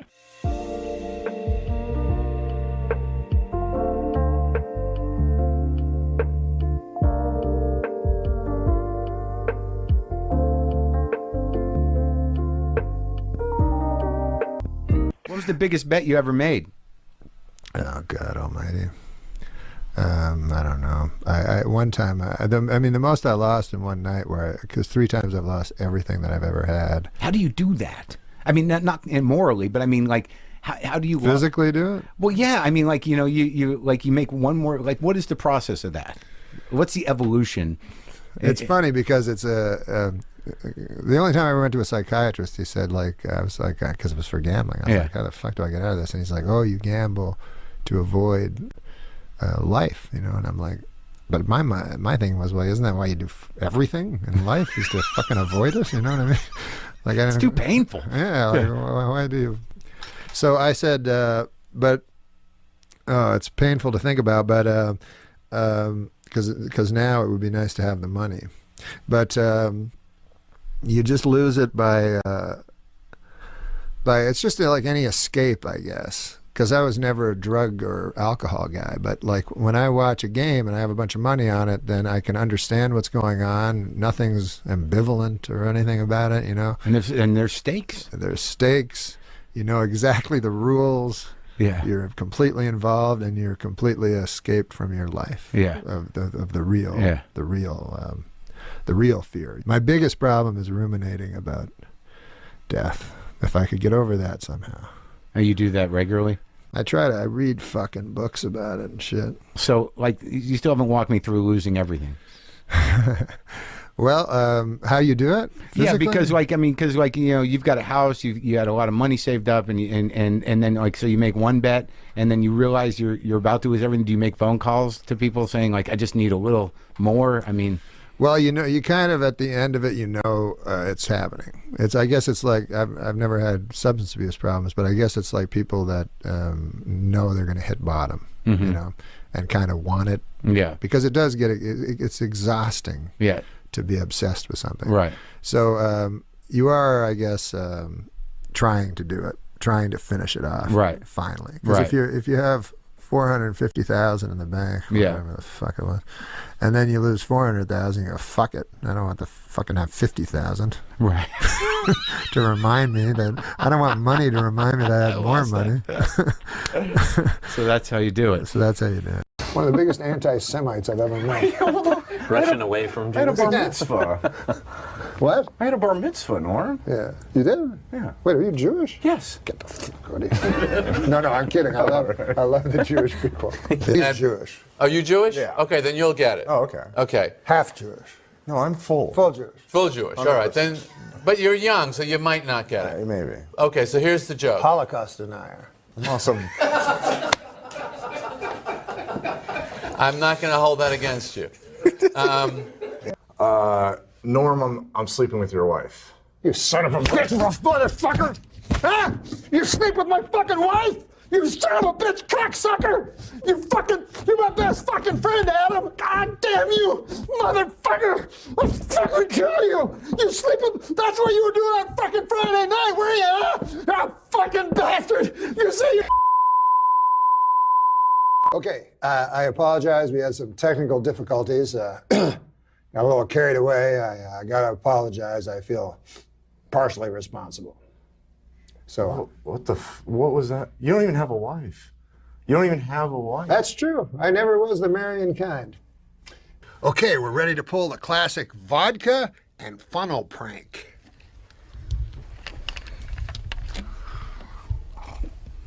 Yeah, you swallow that, you fucker.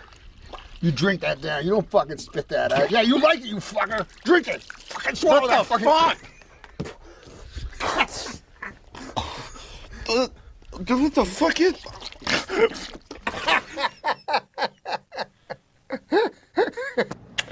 Adam Egat. Yeah. Would you come in, please?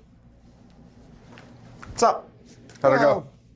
I just wanted to compliment you. Yes, you have a very nice tie. I like your shirt.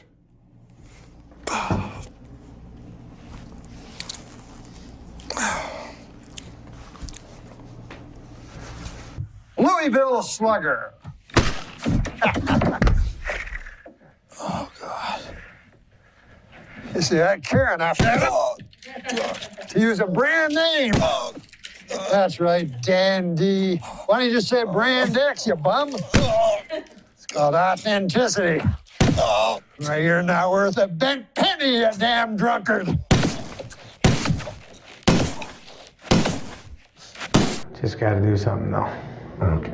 What? You have like somewhere to be? Or? No. I just gotta do something. Oh, no! Oh, good Christ almighty! That is a lot of pain! Oh, God, you're kicking me in the belly! Why? Oh, please stop! Okay, fair enough. Just don't kick me in the face.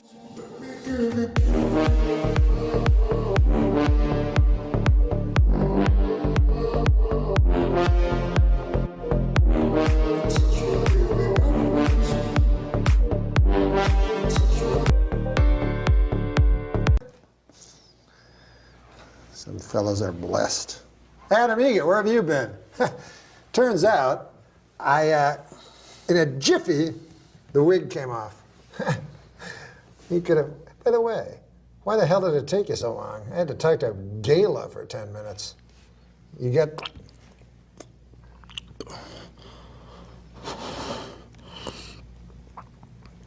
Fucking suck that venom. Yeah, you fucking suck that fucking venom. Yeah, you want to spit it out? You got a fucking mouth load. Ah, fucking shoot it out of your face, you fucking cunt. You fucking whore. Ah! Oh, thanks, dude. I didn't get any of that in my mouth. Yeah, no problem, man. We'll be back with Simon Helber. You fucking sit down.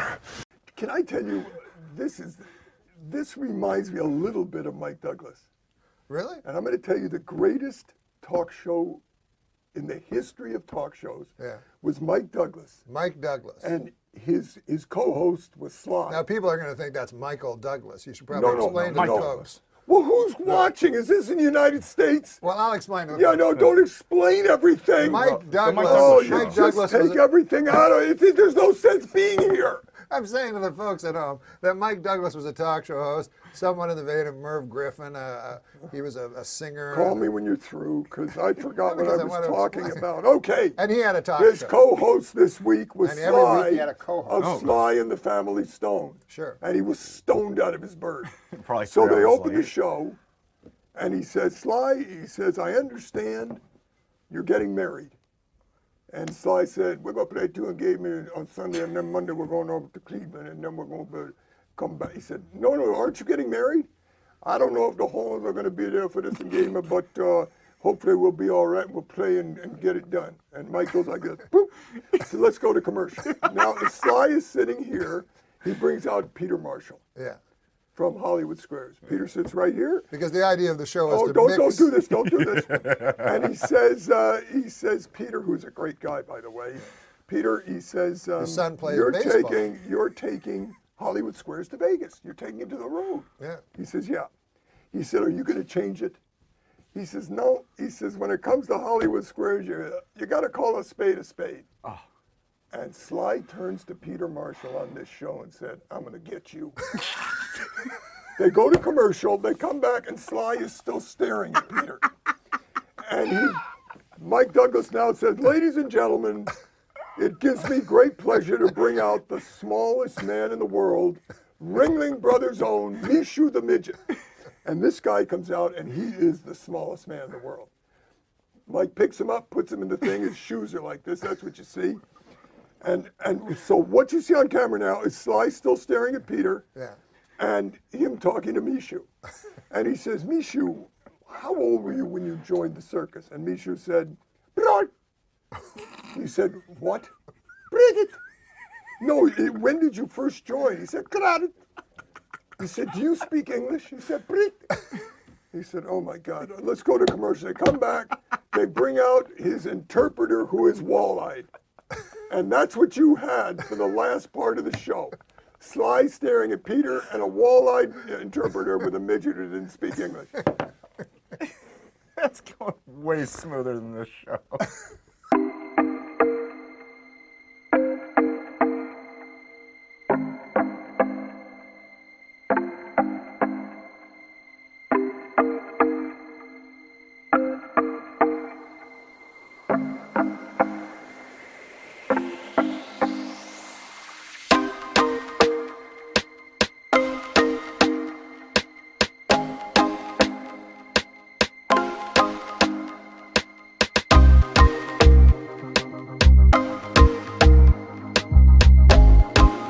This story, Sly. We get on the plane, and there was Richard Burton.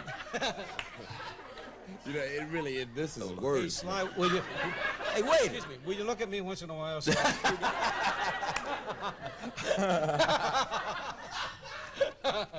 Go ahead, please. Anyway, we get on the plane, and there's Richard Burton. Yeah. You know Richard Burton? Yeah. Right. And he's on the plane. Yeah. I know Richard Burton. Big guy. Yeah. Big in the biz guy. Yeah. And he's there, and he has 9 seats all alone, right?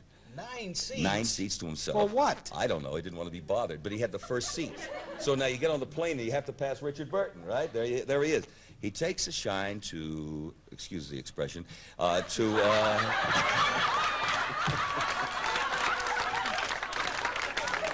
terrible. I apologize. That's tacky. That's really tacky. I apologize. No, but he takes a liking. How about that? A liking to Karen Valentine. Oh, yes, he was... I'm going to get you. You know that, don't you? You want me to go back there? Oh, let me stay there. I thought it was going to say Blade. There's no one better to talk to about show business than Norm because he's brutally honest about it. Like, I'll try to tell the story quick. Go ahead. When Norm had his last sitcom on Fox, right, he invited me to go to the upfronts with him. You know, that big thing where they introduce the shows to the advertisers? So the head of Fox, this guy, Sandy Grushow, right out of Beverly Hills High, like permanent tan, permanent fake smile on his face. Right. The head of Fox goes up to Norm, and it's Norm and Jason Bateman, whose show had premiered, and all these Fox people. Goes up to Norm and says, right in front of me and a bunch of people, goes, Norm, I want to let you know that your show is the highest tested show we've had in Fox history. And Norm goes, wow, man, thanks. That's unbelievable. Wow. And then Grushau leaves and goes to talk to Jason Bateman. So this other executive at Fox, this woman Tracy, something comes over and goes, where's Sandy? He was just here. And Norm goes, he's over there telling Bateman that his show is the highest tested show in the history of Fox. another great quick Norm story. Kid, Artie. Well, Jim will appreciate that. They do a big Rolling Stone article about the Kansas City. That was a great one, man. What is this? They do a big Rolling Stone article about the cast. I got a good one. So the cast of Saturday Night Live. Right, yeah. And it's everybody kissing each other's ass. So they ask Norm about Chris Kattan. And it's after pages of, I've never seen someone do better character work. Norm's quote is, he seems gay to me. He goes, I've never met a guy who said he wasn't gay. He seems so gay. But I guess he says he's not gay, so whatever.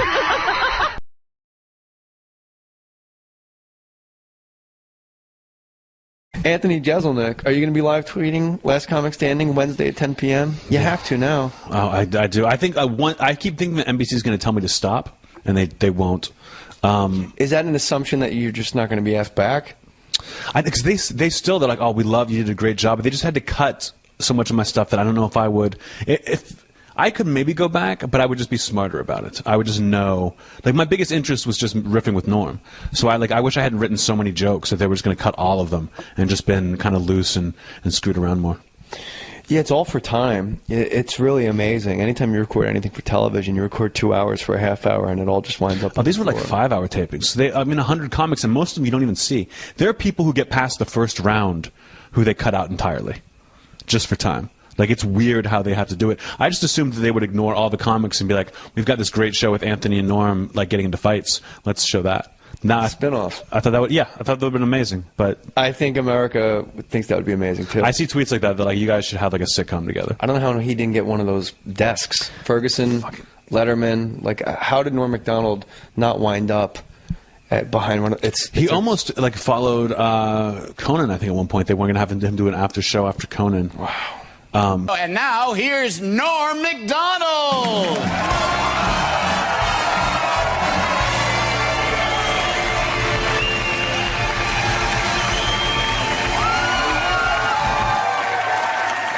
I run into Norm. We're doing press to promote the show. We're doing Larry King together. And Norm and I love Norm, but we kind of fought for the first couple episodes. Like, it was uncomfortable, and then we figured out how to work together. And what are you fighting about?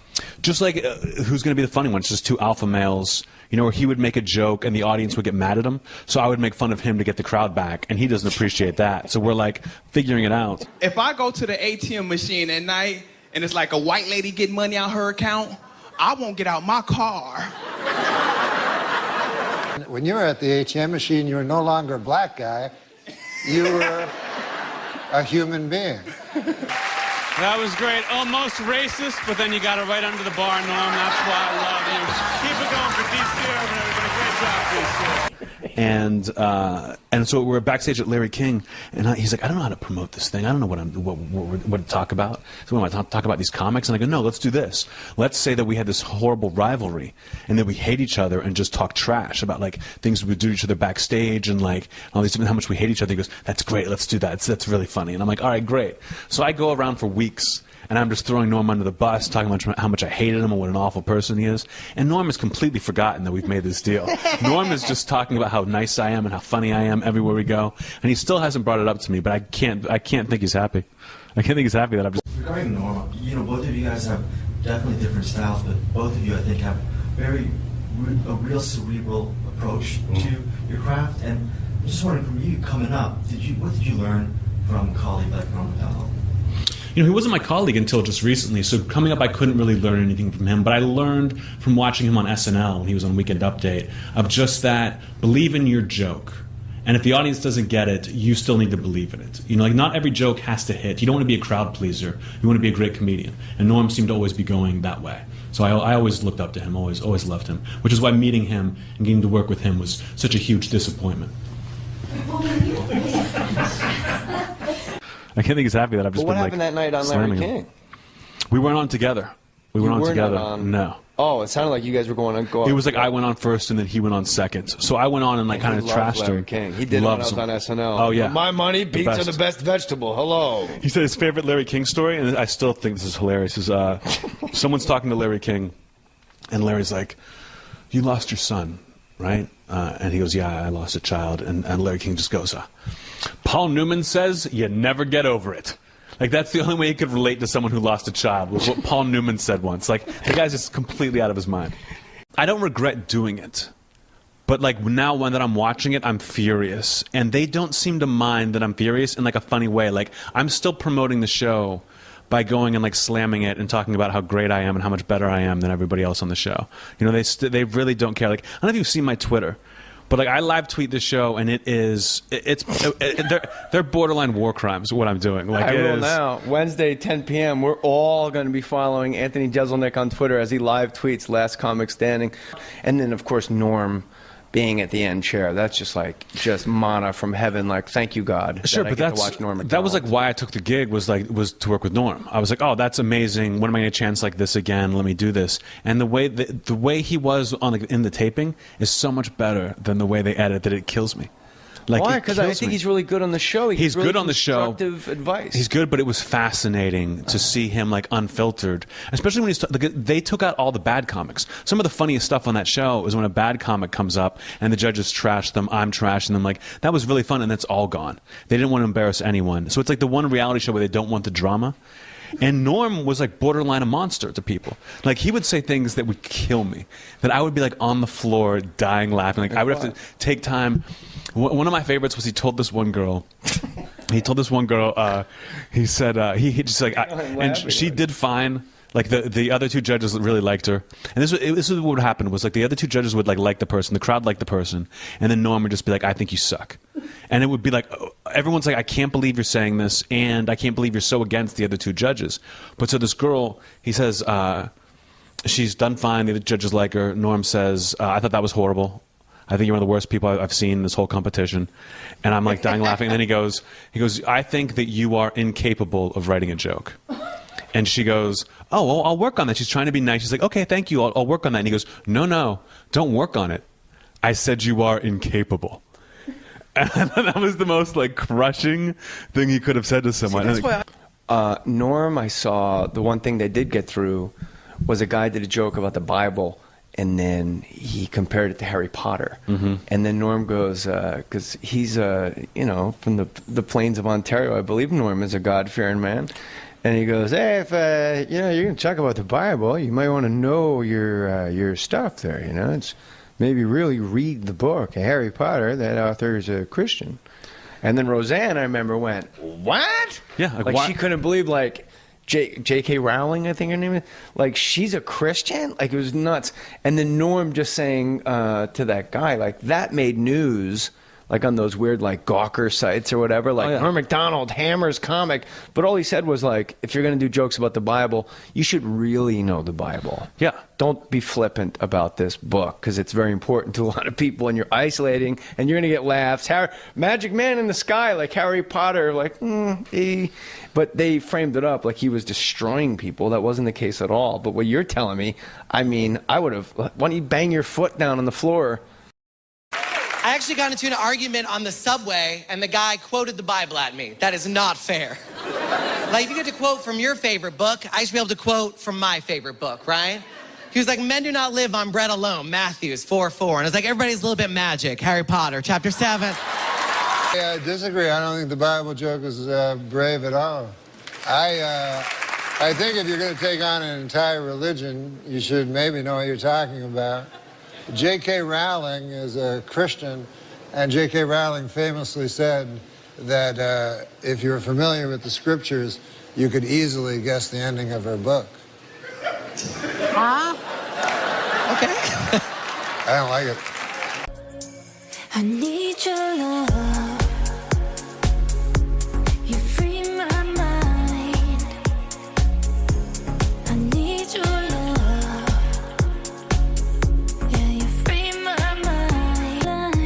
Norm MacDonald. Norm MacDonald's a weird dude. No kidding. Yeah, he really is. He was hilarious. Like, he did this like weird thing where he went up and he was just being like he wouldn't curse. He said it was the same, like, oh, what the H, and he was being like these innocent, sweet jokes, like, Bob, if you walk up to a bathroom and the door says, gentlemen, you should ignore that and proceed in anyway. Like that type of stuff. Yeah. And he really made me laugh. And there was one line where he made me laugh. He goes, Bob, he's the same stinker he's always been. Stinker. He called Bob Saget a stinker. But he said, Oh, dude, he was just... Yeah. No, there are times when Bob has something on his mind. When he wears a hat.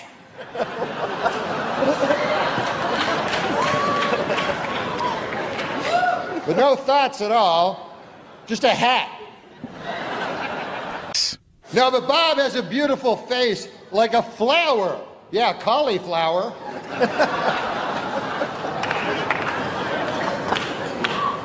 No offense, but your face looks like a cauliflower. And Bob is not very worldly. He thinks the English Channel is a British TV station and not a body of water separating England and France. Bob, you have a lot of well-wishers here tonight, and a lot of them would like to throw you down one. A well. They want to murder you in a well. Seems a little harsh, but apparently they want to murder you in a well. It says here on this card. And Bob isn't the biggest sports fan. I don't think I'm telling any tales out of school. I took him to a ball game, and he came toting a double-barreled shotgun. You remember that? I said, what the H is that for? Bob said, I heard the Lions were playing the Tigers. You remember that? Yeah. Do you worry when you're in the audience at the ESPYs that somebody's going to make fun of you? Absolutely. But I think athletes, for the most part, have pretty thick skin. I think so, too, And yeah. but I think it's different, Jimmy. If I make fun of an athlete, at least I've kind of been there. When they get made fun of by, like, a unathletic comedian, it's kind of different. Right. You know, like I'm trying to think of some examples, but... Yeah. But like someone... Norm MacDonald. Yeah, right. Like a Norm MacDonald, for instance. Not you. Yeah. I was not talking about you. And there's Charles Woodson. How about that? What a season he had.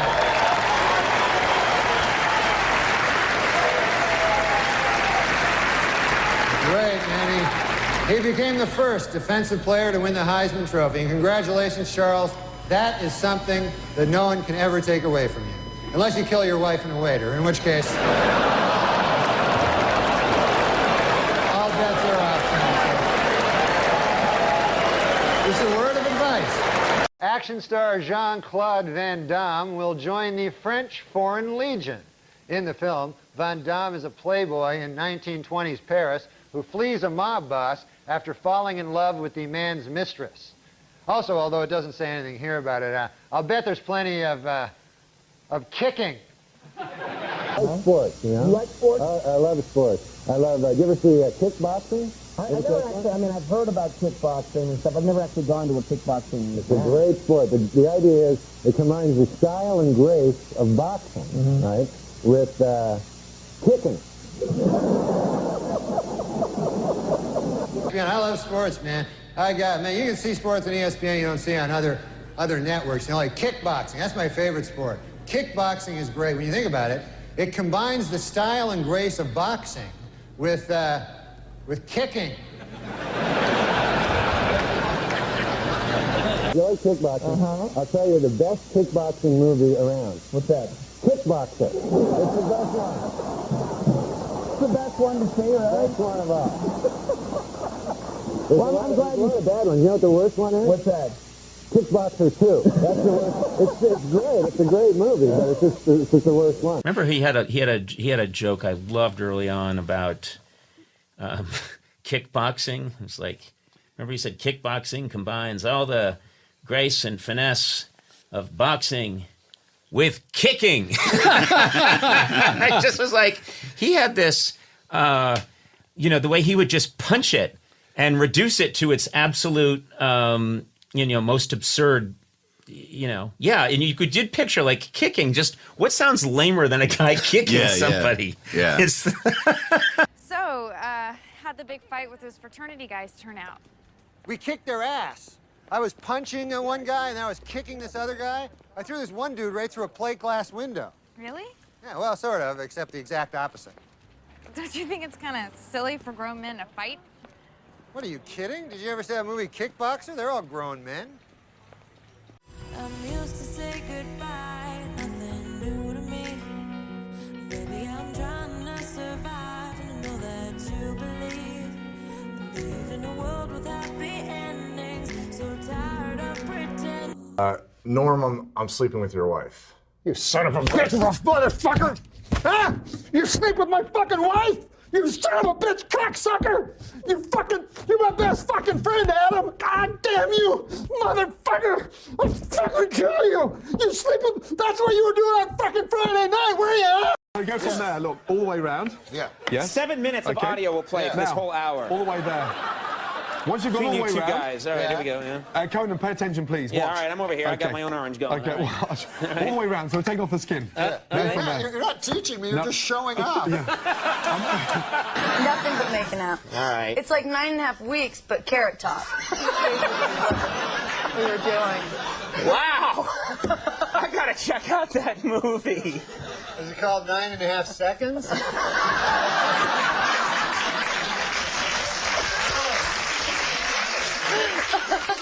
It's like he's premature ejaculator.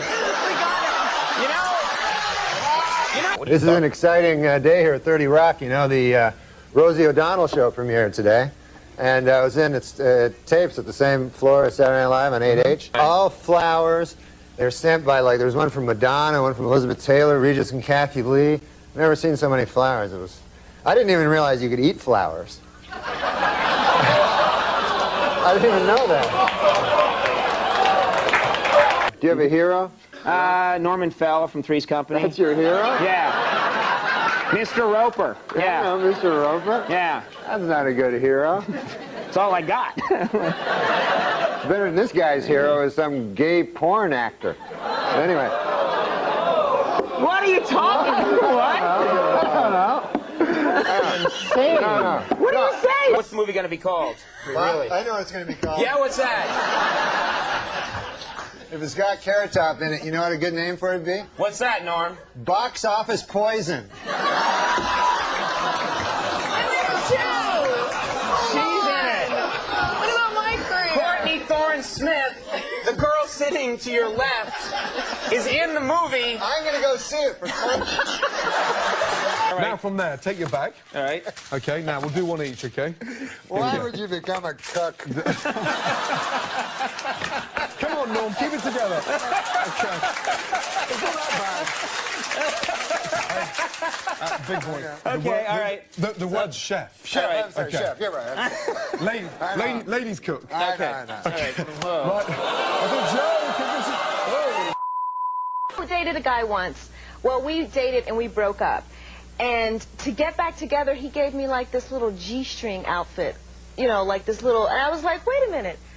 That's for you. That's not for me. So stuff like that is not good. Another guy gave me a keychain. I was going to bring it out, but I couldn't get it off of my keys, so I left it in the backstage. But he gave me a keychain. Why did you bring out the G-string?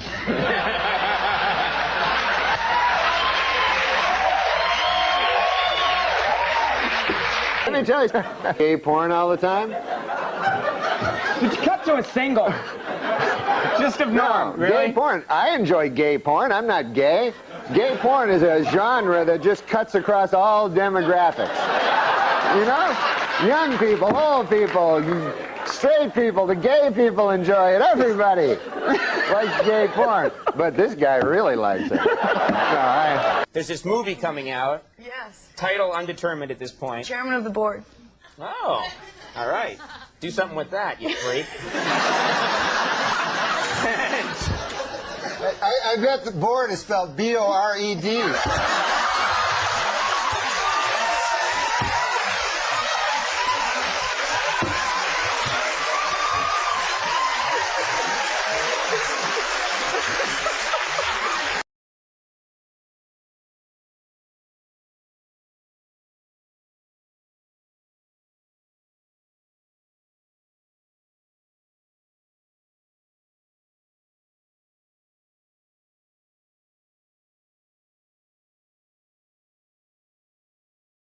Aglio de olio. Now, from there, now watch carefully. A bit of seasoning, okay?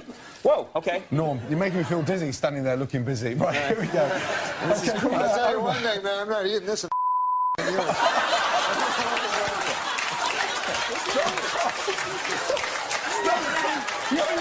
We're even having a cooking segment at this point.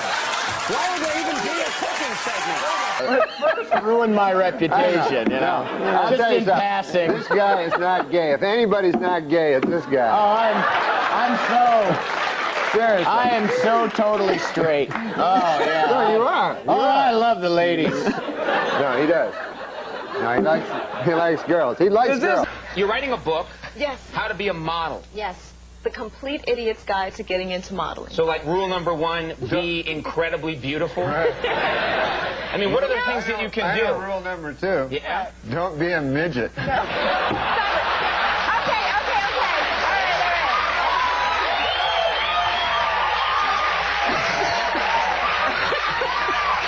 A very bad fall at the X Games in January. It frightened a lot of people, and let's take a look at that clip right now. But let's watch her open this run up right here. It'll be another big 900. Oh, God. Wowzers. Wow, that's what you... that is tough to watch. You don't want to do that. No, don't do that. It actually looks easy. Well, it is finally official. Murder is legal in the state of California.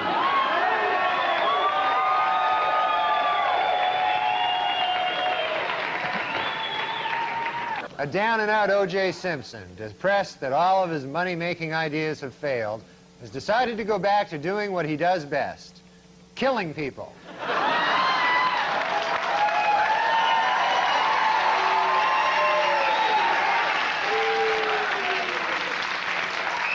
A new book claims that Madonna once smeared peanut butter all over John F. Kennedy Jr.'s body and then licked it off, which just goes to show you Madonna's a whore.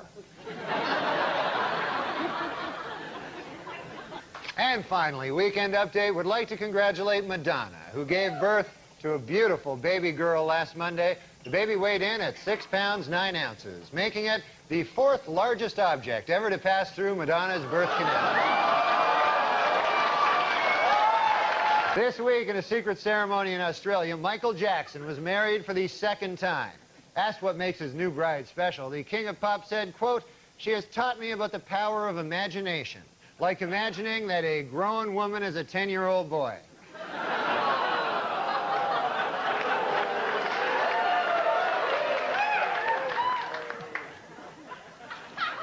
You know he's a homosexual pedophile, right? You understand? Sources report that Michael Jackson's baby is due February 27th, and it's going to be named Michael Jackson Jr. Michael plans to be with the mother during the delivery, in his words, to make up for not being there for the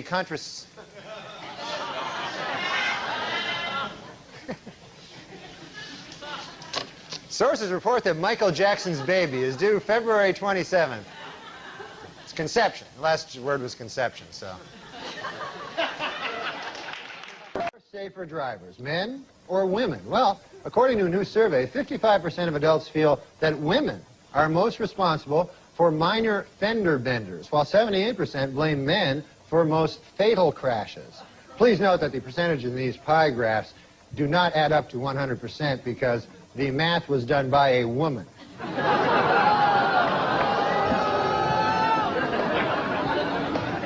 For those of you hissing at that joke, it should be noted that that joke was written by a woman.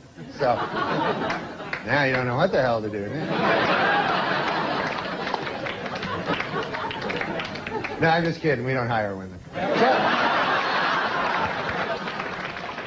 I came in, and he was supposed to be the my guide through SNL, and it turned out that he is a shit stirrer. I'm not going to guide any lady through comedy. That would take me, first of all, I'd have to figure out how a lady could do comedy. You know? And then I'd have to... Wow. Last week at a dramatic press conference about the crash of TWA Flight 800, ABC News correspondent Pierre Salinger displayed a document which he believes is proof that the jet was shot down by a U.S. Navy missile. Later, he proudly showed reporters his solid gold Rolex that he bought on the street for just $15.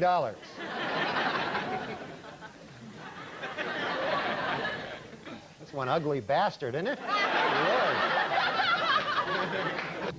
Here we see the president and the first bitch. Gosh, Hillary looks pretty in this photo here, doesn't she? Never realized she was such a looker till I see her here in this picture. In Whitewater News, federal regulators quizzed Hillary Clinton at the White House this week and gave her a perfect score on the lying section. She's a dirty liar. You know, of course, they say the White House is haunted. Did you know that? And I thought this was kind of sad. I heard last night that President Clinton charged Abraham Lincoln's ghost $10,000 to sleep in his own bed. So that doesn't seem right to me, you know? I mean,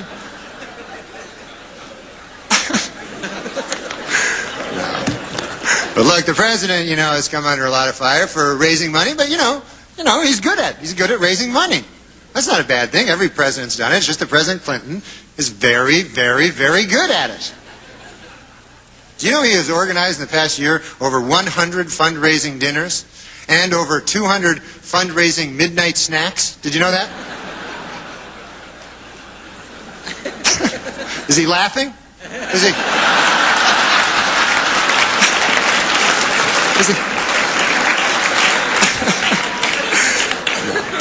This one says, remember the old days when tweeting meant stabbing a hooker? Bob liked that one. Super Dave, why is there an app for everything except how to rape a baby? Jesus.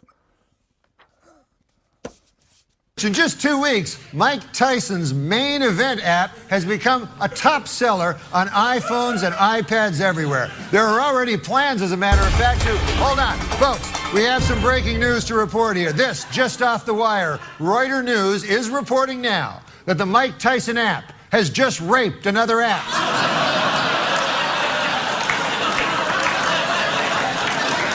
Once again, and we cannot confirm this, but reports are flooding out of Arizona this evening that the Mike Tyson app has, quote, viciously raped another app.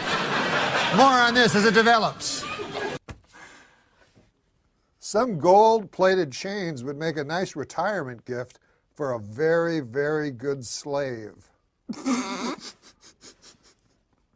Well, Are you serious? Well, this was written... Are you serious? This was written years ago. Did you just write that? I didn't write it. Did you just say that? No, I read it.